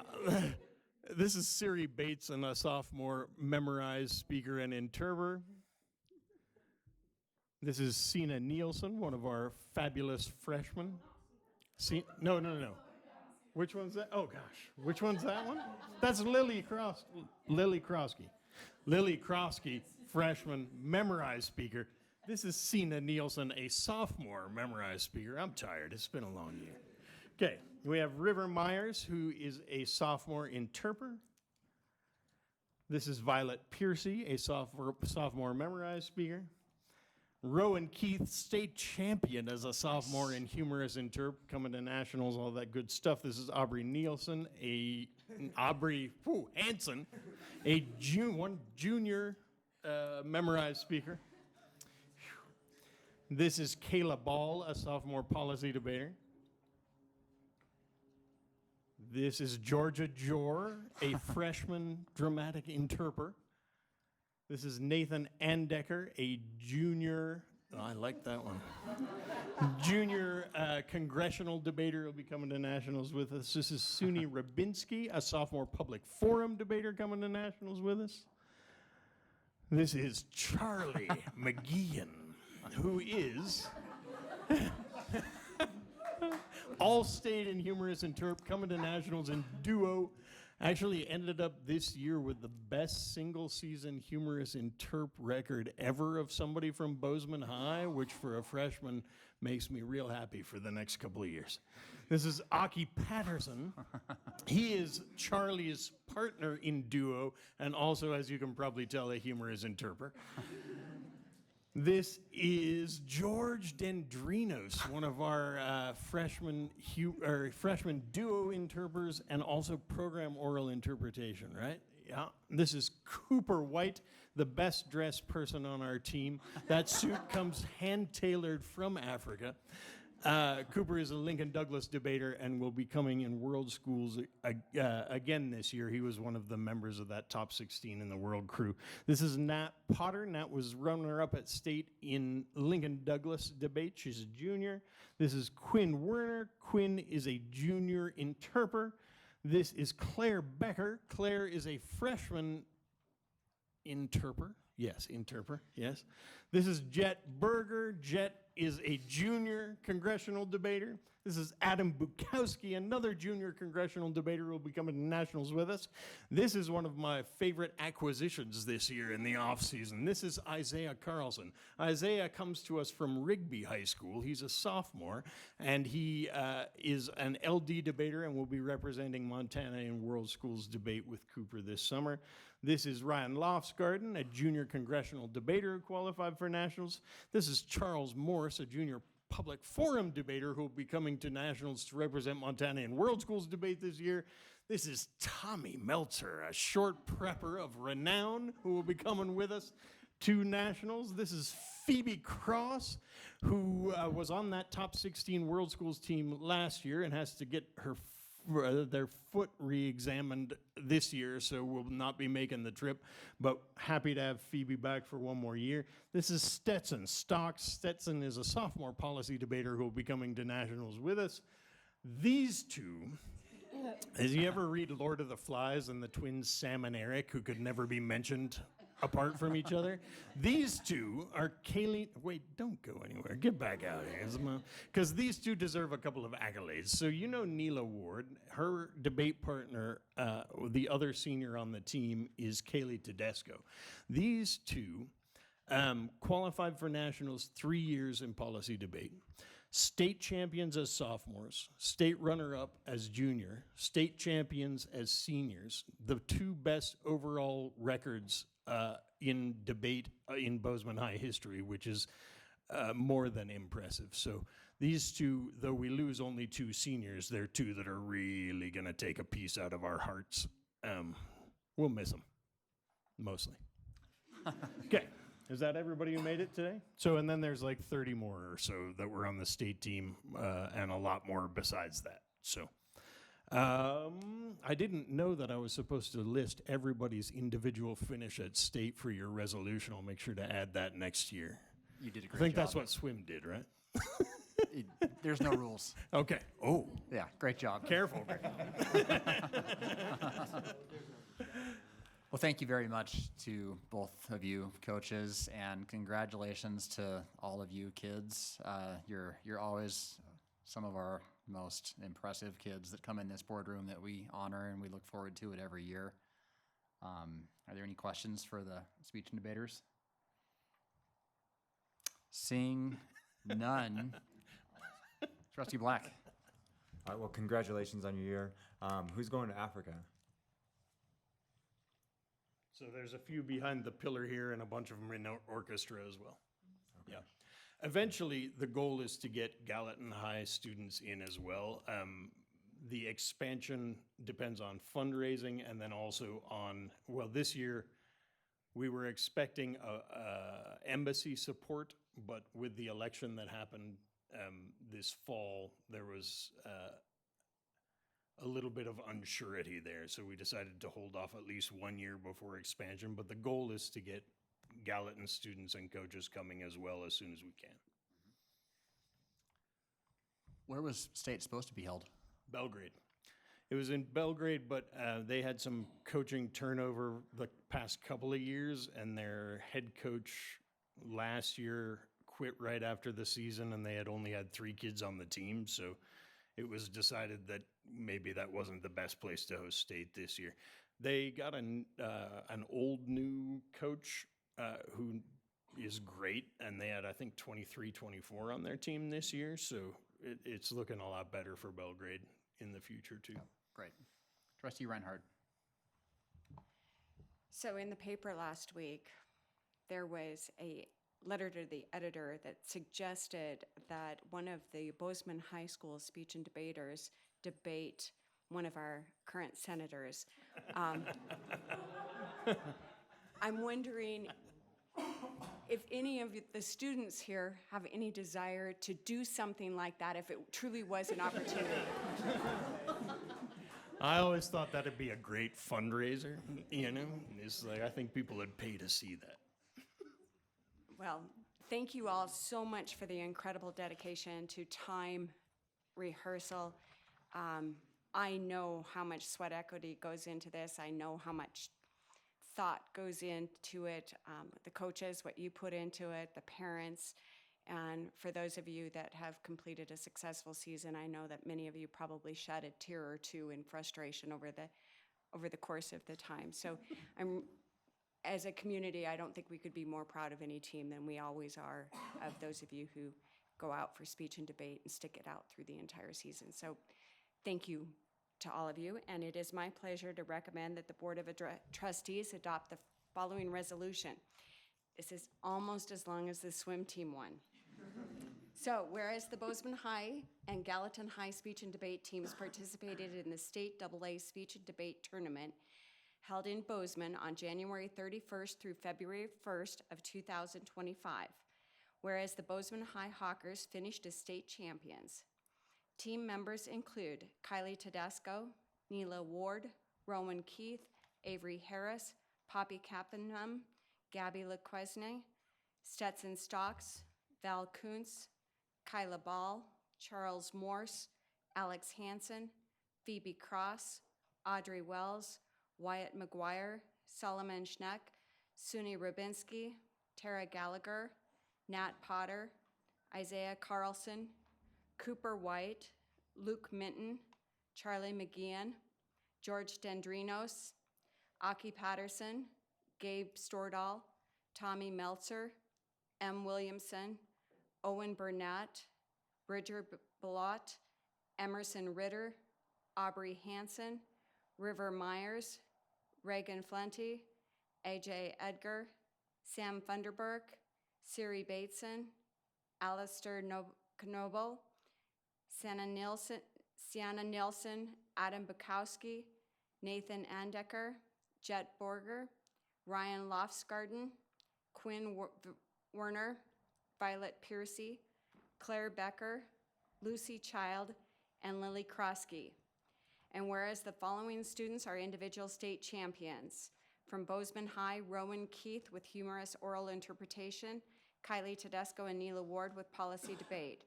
From Gallatin High, Shelby Tyler, extemporaneous speaking. Whereas the following students earned all-state honors from Bozeman High: Kylie Tedesco and Neela Ward, Avery Harris and Poppy Kappenman, Nat Potter, Alex Hansen and Charles Morse, Adam Bukowski, Gabe Stortle, Rowan Keith, Charlie Begian, Sam Funderburk. From Gallatin High, Shelby Tyler. Whereas the following students are national qualifiers and will compete in the National Speech and Debate Association High School Tournament on June 15th through the 20th in Des Moines, Iowa. From Bozeman High, Kylie Tedesco and Neela Ward with policy debate, Avery Harris and Poppy Kappenman, policy debate, Val Kuntz and May Bamberg, policy debate, Gabby Lequizna and Stetson Stocks, policy debate, Suni Rubinsky and Audrey Wells, public forum debate, Charlie McGeehan and Aki Patterson, duo interpretation, Aubrey Hanson and Emerson Ritter, duo interpretation, Sam Funderburk, informative speaking and original oratory, M. Williamson, international extemp, Tommy Meltzer, United States extemp, Reagan Flenty, program of oral interpretation, Charlie McGeehan, humorous interpretation, Rowan Keith, humorous interpretation, Nathan Andecker, congressional debate from the Senate, Adam Bukowski, congressional debate Senate, Ryan Lofsgarden, congressional debate House.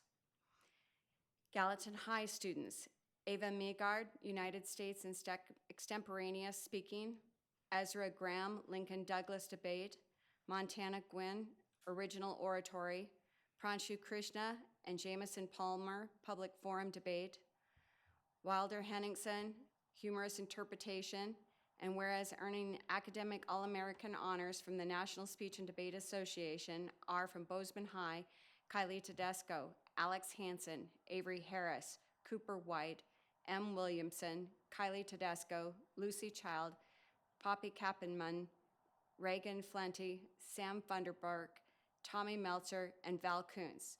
And from Gallatin High, the students are Pranshu Krishna, Shelby Tyler, Sophie Woodard, and Wilder Henningsen. Therefore, be it resolved that the Board of Trustees recognize and honor the 2024-25 Bozeman High Speech and Debate State Championship team and the individual state champions, all state individuals, national qualifiers, and academic All-Americans from both schools. Second. Motion made by trustee Reinhardt, seconded by trustee Wilson. Is there any public comment? Seeing none, all in favor? Motion passes 7-0. Congratulations.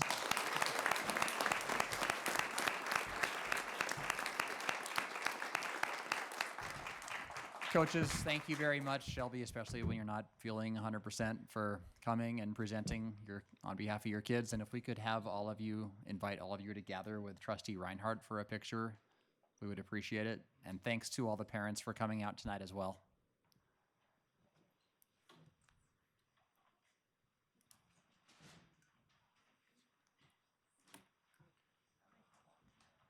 I know.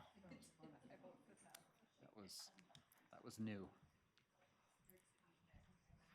Yeah.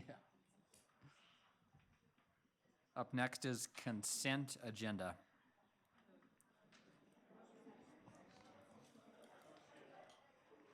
I'd make a motion to approve items 3.2 and 3.4.1 through 3.4.5.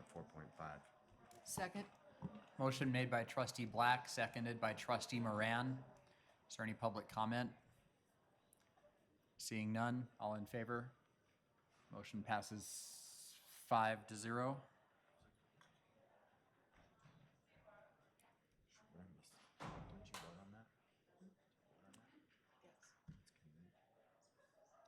Check that, 6-0.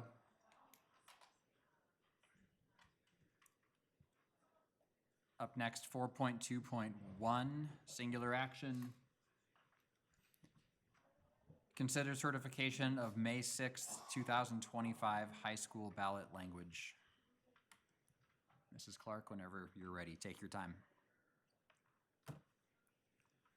We're starting to get that down. Good evening, trustees.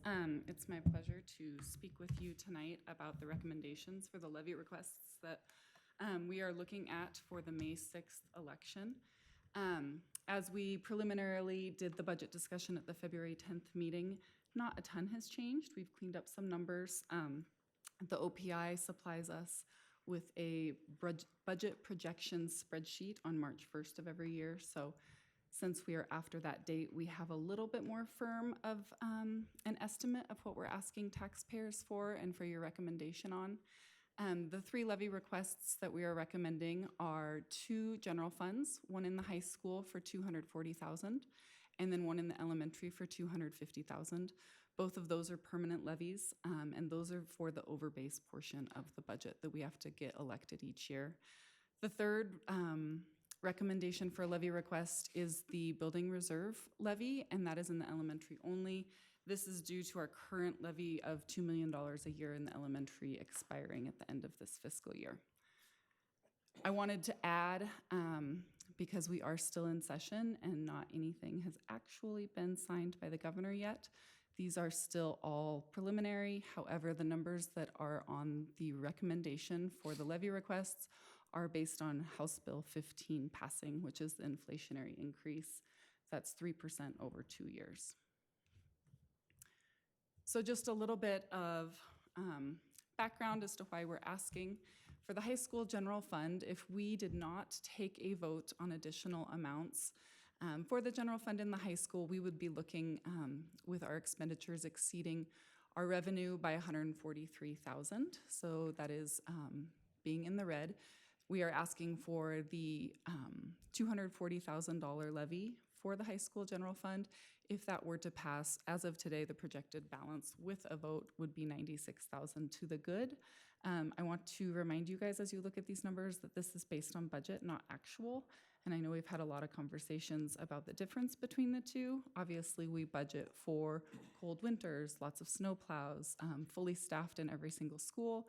That's not always the case, but just so you guys keep that in the back of your minds. When we put these on the ballot, we are required by law to reference how much it would cost a homeowner or renter for each $100,000 worth of value. So for this high school general fund levy, we're looking at approximately 0.56 mils. The mills are based on the current taxable value. As we know, it's a reappraisal year. We don't honestly know how that's going to be impacted. There are some laws and legislation right now that would change how that would be structured from a house taxable value standpoint. So from the best of our knowledge, with the information we have at hand, we're using the current taxable value, 0.56 mils. On a $100,000 home, it would be 74 cents a year, all the way up to $4.44 per $600,000 home. Any questions on the high school levy? Then moving on to the elementary general fund, you'll see that these numbers do look a little bit different. Our projected highest budget without a vote is $38,052,893. Our expenditures exceed that by $5.3 million. We are asking for an additional $250,000 in the elementary general fund, which would give us a projected balance with a vote of negative $5 million.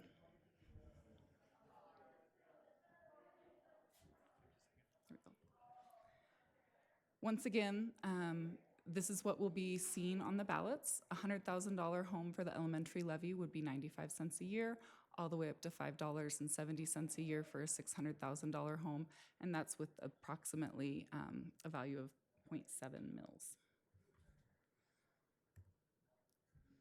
And then finally, our elementary building reserve, it's really important to note and to educate taxpayers that this is not, this isn't a total hit to taxpayers. We're offsetting these costs because of the $2 million levy expiring. So we want to make sure and communicate that well. The top line is the recommended request as stated on the ballot, the 2.3 million building reserve over the course of 6 years, for a total of 13.8 million over the 6 years. That's approximately 6.48 mils for a $100,000 home. That's $8.75 a year. That seems like a lot. However, when you look at the expiring building reserve levy of $2 million, you can see the offset is $1.14 per $100,000. That would be the net increase. This is what it's going to appear on the ballot wording that's in the board packet that you have in front of you. $2.3 million levy, approximately 6.48 mils, ranging from $875 a year up to $5,250 on a $600,000 home. We do also, if you read the ballot language for the building reserve levy, we do notate it that it's offsetting a $2 million levy. That's dropping off so that people have that information with them when they make their decision. So when we look at the overall tax impact of the three levies together, we can see the total of the general funds and then the elementary building reserve up above at $10.44 per $100,000. However, with the expiring elementary building reserve levy, we see that offset. So the estimated net annual impact on a $100,000 home is $2.83. So with that being said, like I mentioned earlier, there are a lot of unknowns at this point. House Bill 15, which this is all based on, is not yet signed. House Bill 252, STARS Act, which you guys are all very well aware is out there. House Bill 156 is a county-wide base levy. That would just change how the taxes are spread out for our general fund. And then some legislative bills that are on the bubble that we did not account for within these projections. 6th grade A and B funding, as well as A and B for 3 and 4-year-olds with disabilities. So those are huge unknowns. Election outcomes are obviously unknown. We've always had the supportive community passing the levies in the past. We hope that that continues into the future, but we don't know for certain until May 6th comes along. And then the other part is this is a negotiation year for both our classified and certified unions.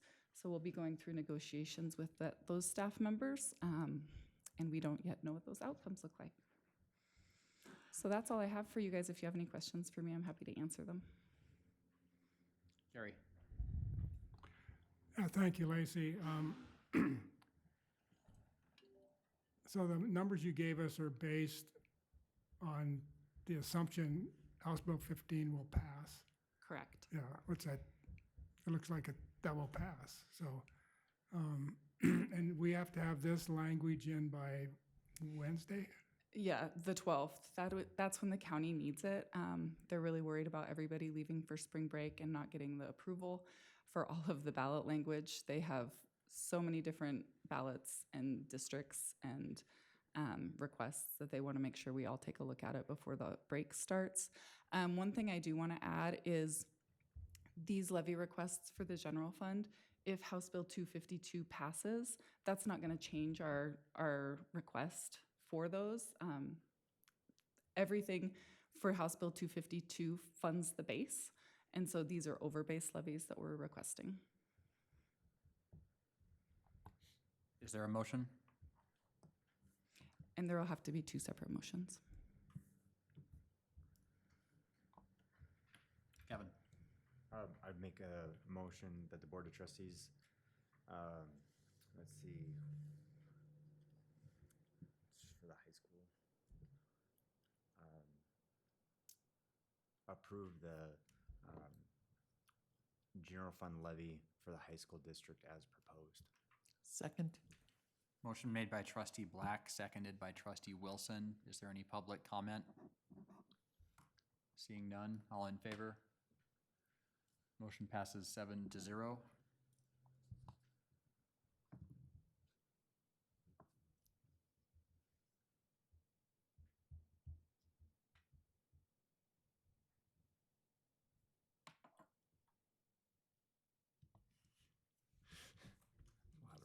lot of pressure today. I'd make a recommendation to approve the Bozeman Elementary School District Number 7 General Fund Levy for the elementary district as presented, which also includes clarification, do I need one for each of these? Are we one for the elementary and then one for the, Nope, the elementary is one action item Right, okay. for both levies. Okay, so I'll start over since I messed it all up. I'd make a motion to approve the Bozeman Elementary School District Number 7 General Fund Levy as presented. Second. Motion made by trustee Black, seconded by trustee D. Is there any public comment? Seeing none, all in favor? Motion passes 6-0. Thank you.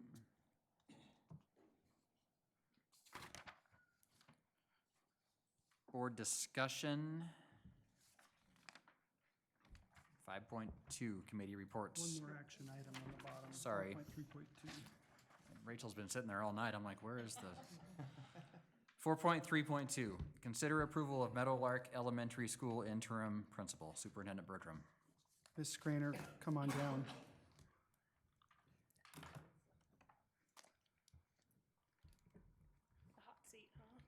Thank you, Chair Neal. Trustees, as you are aware, current Meadowlark principal Adrian Advincula has been selected to be the Chief Joseph Middle School principal effective July 1, 2025.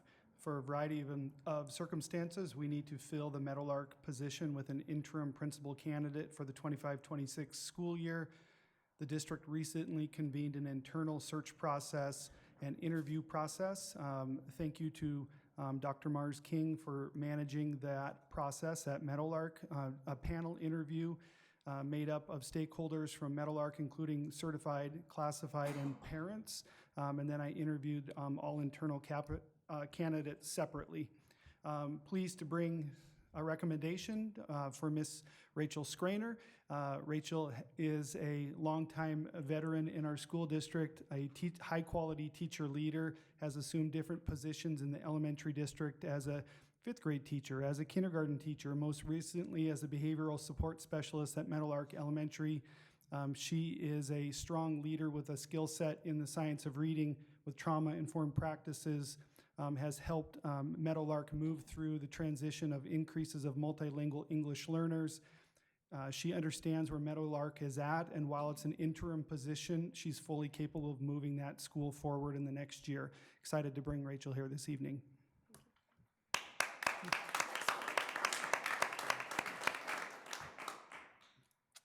Any questions for Rachel Screener? Kevin. As I fumble on my mic. Well, congratulations, Rachel. Pretty exciting. What are you excited about in your new role?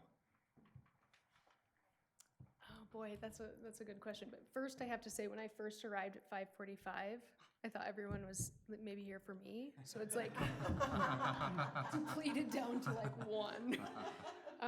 What am I most excited about? You know, this all happened relatively quickly. You know, Adrian was just asked to take on the CJ job 6 months ago. I don't know if this was in my wheelhouse thinking next year, but the more the reality sets in, the more that I'm excited to work with the individuals in our building. I think currently we have a really dedicated, passionate staff. I feel really fortunate to go to work there every day and work with and amid the individuals there. So just continuing working with high quality people that are passionate about what they do. Lauren. I just want to say congratulations, and I was really excited to see this. Our times in Meadowlark, it's been very obvious that you have great rapport with the staff and you are very student-centered. And there are a lot of kiddos there, and you have already made connections.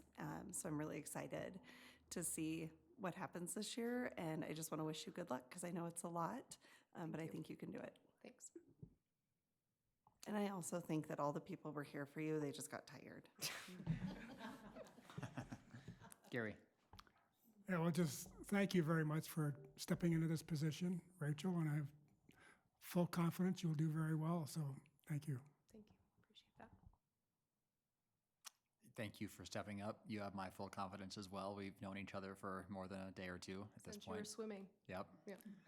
And It's true. so I think you're a great fit. You check all the boxes, and you have the relationships as well established at Meadowlark, and so I think it's going to be a win. And I'm just super grateful for your willingness to step up. So thank you. Thanks. I move the Board of Trustees approve Miss Rachel Skrenner as the Meadowlark interim principal beginning July 1st, 2025. Second. Motion made by Trustee Reinhardt, seconded by Trustee Lucine. Is there any public comment? Seeing none, all in favor? Motion passes 6-0. Congratulations, Rachel.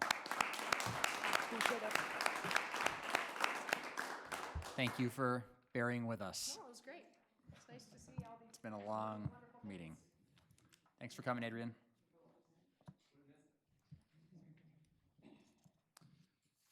Now we will move on to 5.2 under board discussion, committee reports. Good evening. The Student Inclusion and Resiliency Initiative Committee, or SIRI Committee, met on March 7th. The committee developed a clear understanding of the profile of a BSD 7 graduate, and we had great discussion and reached consensus on utilizing that profile to serve as the overarching framework for academic and social behavior standards across all grade level bands. And that discussion did set the groundwork for future instructional cabinet discussions starting tomorrow about what this specifically looks like at grade level bands. Thank you, Dr. King. Any further?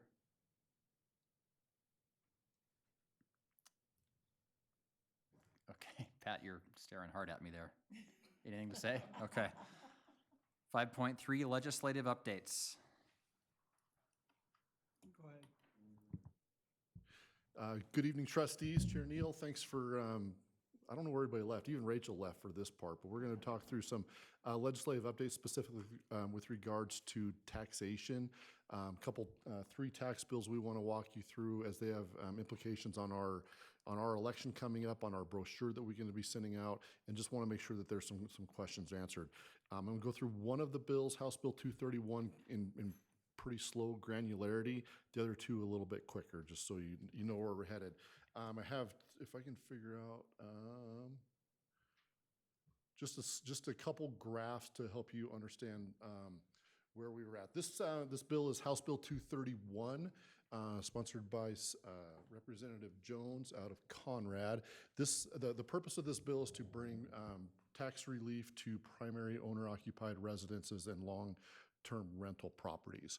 I want to walk you through what just what we're expecting impacts to be statewide, and then I guess by inference on the Bozeman School District. So I isolated out from the fiscal note of House Bill 231 the size of tax base for residential property. This is statewide tax base, so this is not specific to the Bozeman School District. Statewide tax base, residential property, $2.6 billion is the taxable value of all the residential property in the state this year. You see it's broken out, 745 million of that is short-term rentals, long-term rentals is 715, and then owner-occupied homes is just short of $1.2 billion. The owner-occupied information came from the mail-in property tax rebate information that the state accumulated. That's where that $1.2 million number for owner-occupied homes came from. I don't know the source of the lighter blue and the red ones, other than it came from the fiscal note. So as you look at this, the two blue lines are owner-occupied properties. One's actually owner-occupied, and the other one's long-term rentals. Those are the properties that the legislature is trying to provide tax relief to through House Bill 231. Okay. As we go forward, I want to show you comparison of what the tax base for residential property looks like next year statewide, with and without House Bill 231. Okay, So first of all, this is next year's property tax base, statewide residential property tax value under current law, so no tax breaks, House Bill 231, but with growth. So next year is a reappraisal year for us again. You recall last time we had a reappraisal year, it ended up in quite a scene. We had a 54-ish% increase in our taxable value. The state is expecting overall just over 15%. A lot of the growth, I think, this time is going to be happening out in the eastern part of the state that wasn't affected as much by the reappraisal 2 years ago as it is now. What I saw, some information from University of Montana indicates that our tax growth rate here in Gallatin County around 10%. So if you look at these numbers here, so they're expecting total residential property to grow because of reappraisal, not new growth, but because of reappraisal from $2.6 billion to $3.2 billion as a result of the reappraisal. If you do the 15% math that I cited for you, these aren't going to exactly tie out. And I'm aware of that. I took the information right out of the fiscal notes, so I can't speak to it, but roughly 15% growth in all categories across the state. So House Bill 231 takes into account that growth, but then it's going to discount and it's going to try, the impact is going to be to reduce the taxes on the owner-occupied homes and long-term rentals and increase it relative on the short-term rentals, okay?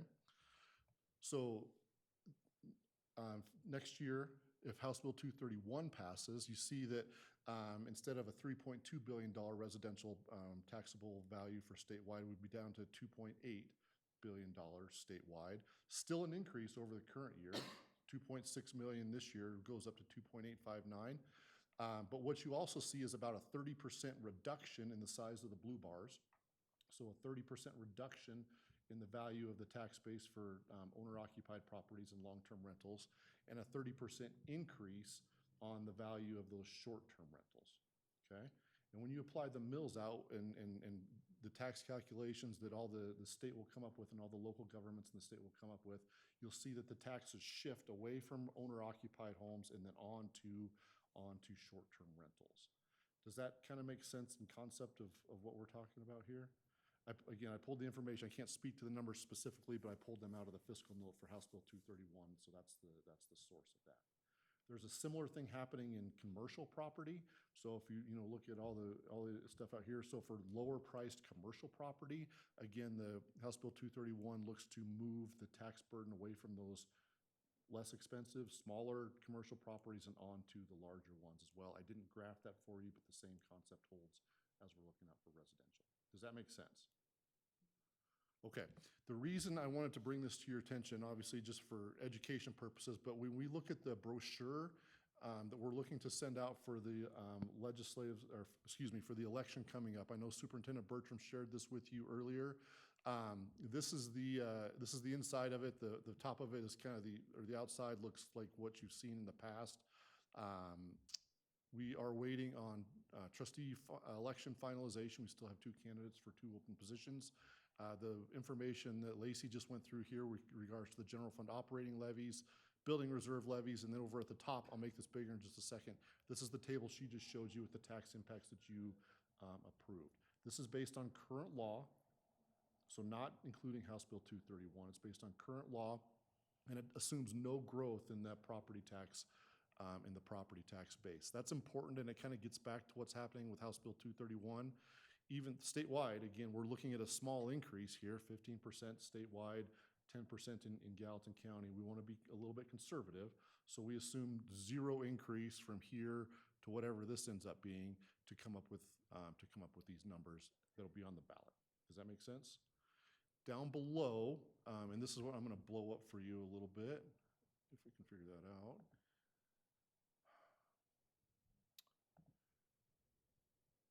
This House Bill 231 and residential property tax relief is a big important thing at the legislature. So what we did is we talked just briefly about it. Everything I explained to you in the last 5 minutes, I wrapped up into 8 short lines here with a picture of the Capitol on the side of it. So it's a very high level. This information here is the impact of our tax requests, all of them. You see the $2.83 per year per $100,000 worth of home value. That's in this table down here. $2.83 per year per $100,000 of home value. And then we also did the math on a $500,000 home, a $750,000 home, and a $1 million home. These are different amounts than are what's on the ballot. The ballot requires a $100,000, $300,000, $600,000 home. On the slides that Lacey just showed you and proved in the ballot language, we tried to get some more realistic numbers specific to what's happening in Bozeman. So we picked the 100 because it's required, 500, 750, and $1 million. This is the tax impact of the requests under current law. This is what they would be with House Bill 231. Again, this assumes the same number of mills, which may or may not come to pass we just don't know what the value of their taxable value is going to be to calculate those mills. So all other things held constant, it provides important and pretty significant tax relief to owner-occupied and long-term rental properties. Does that make sense? This information is going out in the brochure, so it's important that you all understand it in case you get questions, or if it doesn't make sense, we'd like to make some changes before it becomes finalized here in the next couple weeks. Questions on House Bill 231?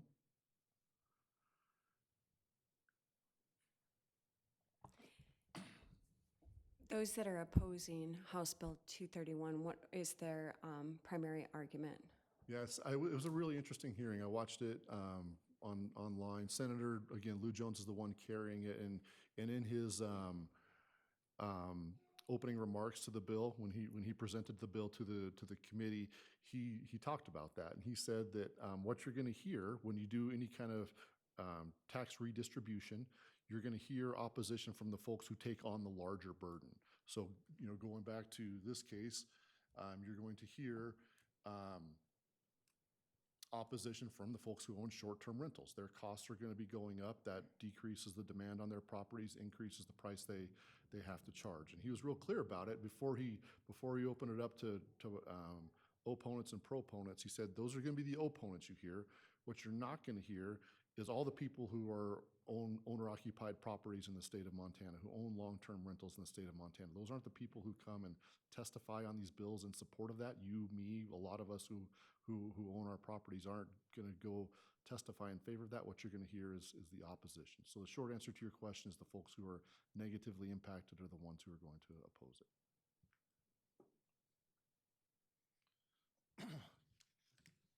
Two other bills, just briefly from a taxation perspective. I don't have slides for them, so you'll just have to listen to me talk, but it's going to be a lot shorter. House Bill 156 talks about, and Lacey mentioned this in her slides as well, countywide equalization.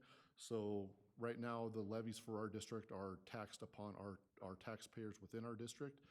House Bill 156 proposes to combine some of our taxes, our general fund based budget specifically, with all of the other districts in our county and spread that levy across the county taxpayers. Most districts has a pretty negligible impact, including ours. The big losers in this case locally is going to be Big Sky. They will have a significant tax increase if that bill passes. The other one is House Bill 483 that reconfigures some of the work done with the 95 mills. Essentially, the 95 mills will continue to operate and float as they have. So as our taxable value statewide increases, it will generate more revenue. However, they've set thresholds within House Bill 483, and if the revenue from the 95 mills exceeds that, then that excess revenue will be used for equalization of taxes in various different ways across the state. And the message I want to leave you with, I don't have any slides or anything like this, but once again, Bozeman, Gallatin County are not winners in the equalization equation.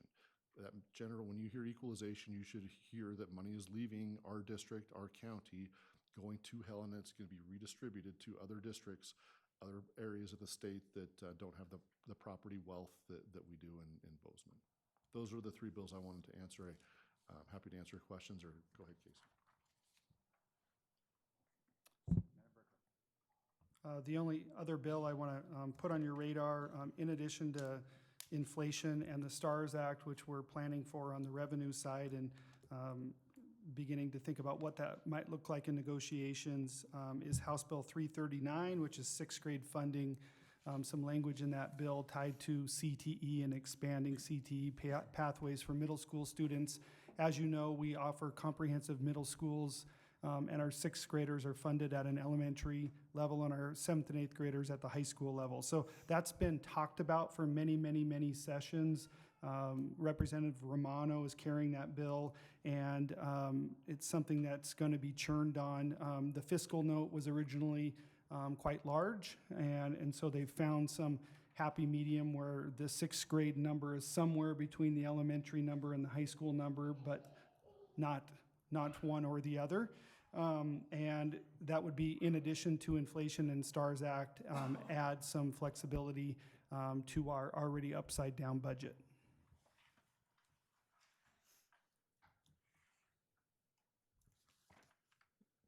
Sandy?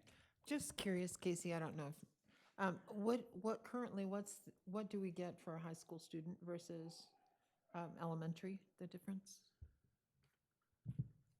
$8,000 for a high school student and 6 or 7 for an elementary student.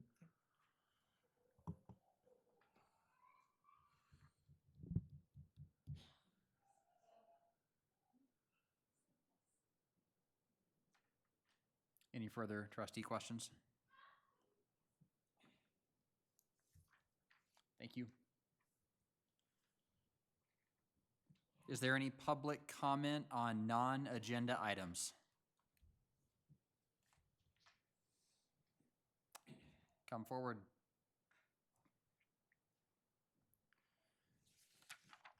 During public comment, no member of the public will be allowed to comment on contested cases, other adjudicative proceedings, personnel matters, or student-specific concerns. Well, thank you for having us here tonight. It's been really awesome to see all the extracurricular activities that all the students are doing. I apologize, I'm a little nervous here. I'm a young person. I haven't really gotten up in front of boards of trustees before. I've sat in many a meeting, but a little bit of background about myself. My name is Drew Curry. I'm originally from Westchester, Pennsylvania, and I relocated out here in 2018. I'm a graduate student at Montana State University, and I'm working to bring FIRST robotics competition teams to Montana as a whole, specifically here in the Gallatin Valley. As was just mentioned by the superintendent, more CTE programs are a good thing. And FIRST is working to become recognized as a CTE program, but also provides an excellent educational opportunity for high school students around the country. This was something that I had put in an email sent to the trustees in general. I don't know the proper formal manner in which to get on an agenda or to talk to you guys as a whole, but one of the things that I'm limited by, I can't really go into high school and start talking to high school students, obviously. I wanted to try and follow the proper channels to do this. Back in Pennsylvania, my dad, sorry, been sitting for a long time and a long day up at the university. My dad's the director of IT for the Avon Grove School District. And so I've always had the ability to go in and be part of the school district there through going in and helping him with work. Additionally, my mother's a professor at a local college, and my great-grandmother out here was a professor here, and my aunt here is a professor in Chief Joseph Middle School. So quite involved with the education process, and I'm very interested in bringing this program here. But I wanted to talk to you all about it today and see what I could do as the next steps to get you all on board with it. Thank you very much.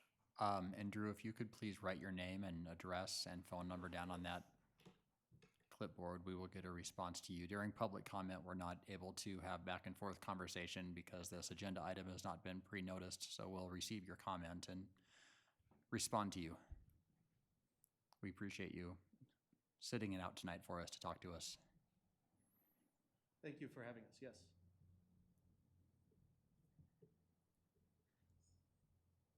Either of you gentlemen have anything you'd like to say? We're just here to support FIRST in Montana. We're both from Washington State, both college students at the university as well.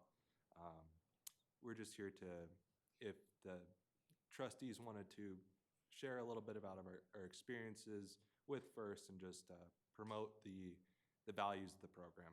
And hopefully show that it's not just Drew, there is some broad support for a FIRST program in Montana, especially in the Gallatin Valley. Thank you. I'll step in with my 2 cents on this. There's one too few chairs. In my high school experience with FIRST, I spent 4 years in the program, and I just want to say that it is an absolutely amazing opportunity for high school students to have. you're able to get connected early with like industry standard practices for STEM, and work with adult mentors who have been in the STEM fields for, in some cases, double-digit years. And I just wanted to say that it is an amazing opportunity for students to have. So it would be awesome if you would consider Thank you. Working with Drew. To build off of that briefly here, one of the other things that I've gotten recently was buy-in from the Montana Photonics and Quantum Alliance to support, partially financially, but also through providing mentors that have those decades of industry experience.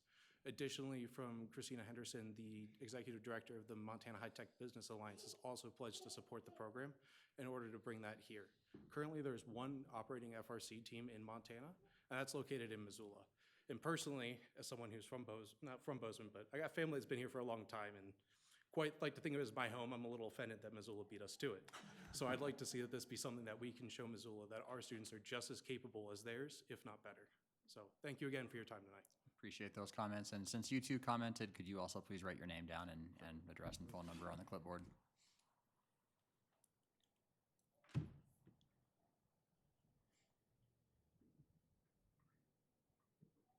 Home address or dorm? It probably doesn't matter.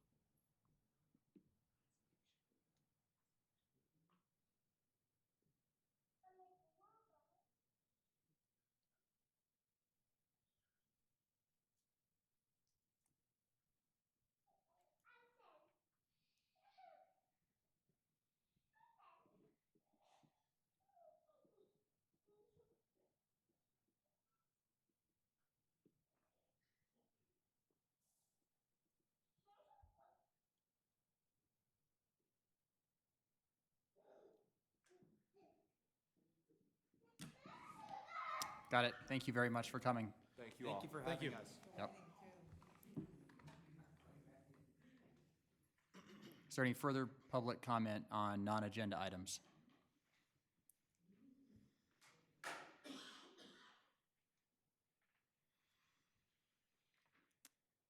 Please write your name and address and phone number on the clipboard.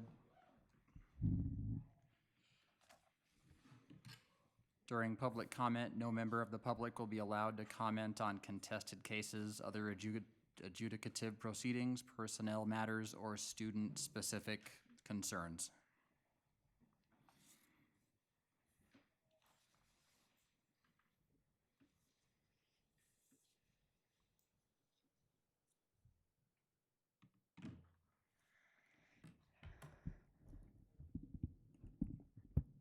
Good evening. My name's Lori Littledog. I have a son at Gallatin and another little one here drawing robots in the back. I apologize for the distraction there.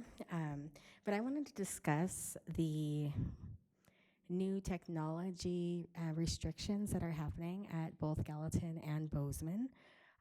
It's my understanding that on February 19th, the students were abruptly cut off of using their personal devices at the high schools for internet, cell phone, and whatnot. There is a discrepancy as to whether the district agrees that there was any kind of jamming or signal reducing device installed, but the lived experience of the high school students at both schools is that they don't have access to using the cellular signals at the high schools, for like Wi-Fi. I did have some written communication with Mr. Bertram regarding the situation. and there was a discussion of like our safety concerns as parents for things like school shootings. How are the students going to have access to contacting law enforcement and parents in the event of those type of emergencies? And all of that's on record with the emails and stuff as far as the school's positionality on the safety concerns. But when I talked to the people in Washington, D.C. At the Federal Communications Commission, they had advised me to talk to our state attorney general. They said that it's a serious issue and that there were federal laws that protected the students' rights to be able to contact and not have the signals impeded. So that's why I'm here today, is to just, put it on the radar of the board. I know that the students are all, it's the chatter of the town.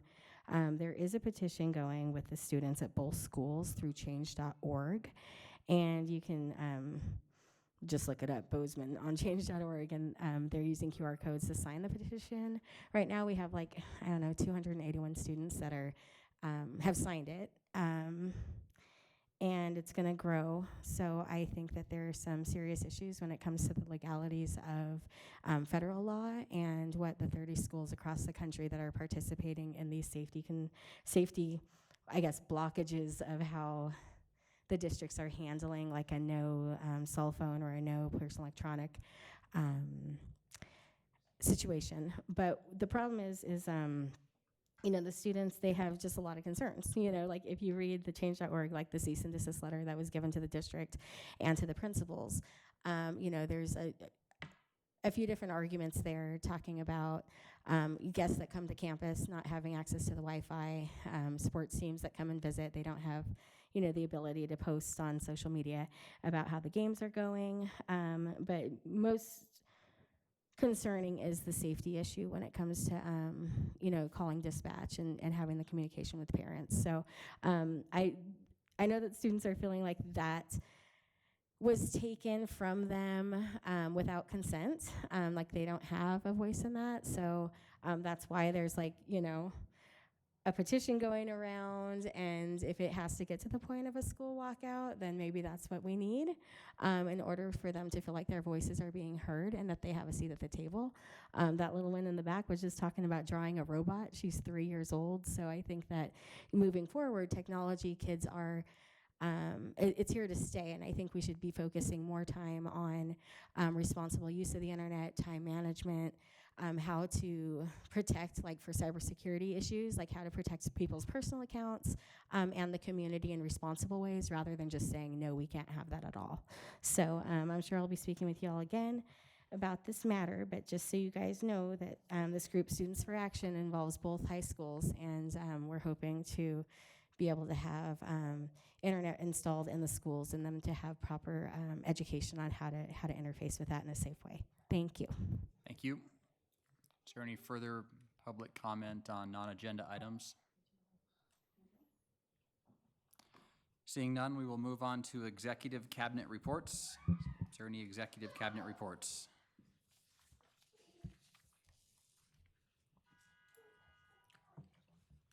I just have a couple items. April 2nd and 3rd, tied to the revisions to the long-range strategic plan, staff well-being consensus is scheduled for 2 days of consensus. We need 2 trustees for that. It's been, the planning is happening via the DOCC, so I would give those trustees probably first right of refusal. But if you're interested in the 2 days of staff well-being consensus, the point of, or the goal is to create the actual measurable goal and the action plan similar to the student well-being working group that came together. Please communicate your preferences to board leadership, and we'll take it from there. The other item, Board of Public Ed is meeting in East Helena tomorrow. One of those agenda items is the dissolution of the Bozeman Charter School. We went through that process here to formally dissolve the charter school. They're asking me to speak to that tomorrow, so that's taking place online. And then I believe Mr. Waterman has something. Trustees, an introduction, if I could, please. Shelley Turner is the Executive Director of the Montana Association of School Business Officials. Some of you may have met her, some others have not. Shelley is here on transmittal break from being busy with the camp's lobby and the assistance that she's given us in Helena to come down to Bozeman. We've got a regional meeting tomorrow for the Region 4, I think we are, Masbo Group in Belgrade, and she's here tonight for an awards presentation. Thank you, everybody. Sorry. That was fun to watch all those awards. I didn't get all of them, but it was great to see. And now, as Mike said, there probably wouldn't be very many people left in the room. So I'm kind of sad that they're not here to celebrate Lacey. But I am here to give Lacey an award today. So I'm just delighted to present an extraordinary accomplishment in the realm of school business administration. It is with great pride and admiration that I extend my heartfelt congratulations to Lacey Clark for achieving the Distinguished Montana Certified School Business Official designation. Earning this esteemed designation is a testament to Lacey's unwavering dedication, commitment to excellence, and relentless pursuit to professional growth. The journey to becoming a Montana Certified School Business Official is not for the faint of heart. It requires countless hours of rigorous coursework, demonstrating proficiency in a multitude of areas, maintaining active membership status throughout the testing process.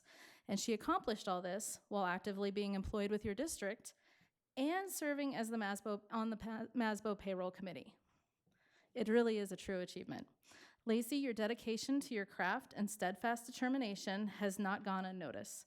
By completing over 120 hours of curriculum coursework, achieving excellent scores on 3 rigorous tests, and covering various subject areas, committing to future professional development hours, you've showcased your exceptional competence and expertise in school finance and operations. What makes your achievement even more remarkable is the fact that it's very exclusive. There are only 26 individuals in the state who have this designation currently. Your accomplishment is not just a personal triumph, it's a source of inspiration and pride for our entire educational community. Your commitment to excellence and passion for continuous learning and unwavering dedication to the students and staff of Bozeman Public Schools serves as a shining example to us all. On behalf of the Montana Association of School Business Officials, I extend my sincerest congratulations once again. It is our sincere hope that your community, family continue to celebrate and honor your accomplishments. We take great pride in welcoming you to this exclusive group of experts. I have a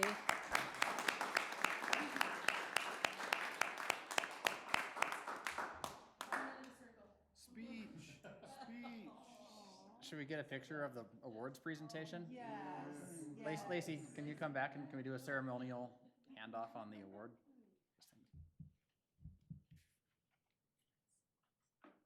Thank you. Thanks for coming, Shelley. Thank you. Yep, appreciate that. What are we, was that executive cabinet reports? Okay, is there any further executive cabinet reports? All right, any board of trustee reports? Gary? Just a brief summary. I know some of you attended the parent meeting last Wednesday in this room. It was well attended by people in the room and people on Zoom. I think a little over 70 people. Got off to a really good start.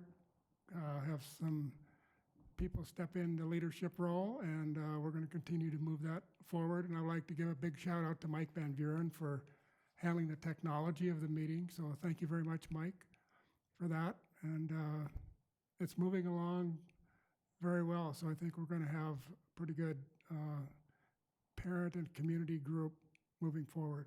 So thanks for those that attended. Thank you. Any further board of trustee reports?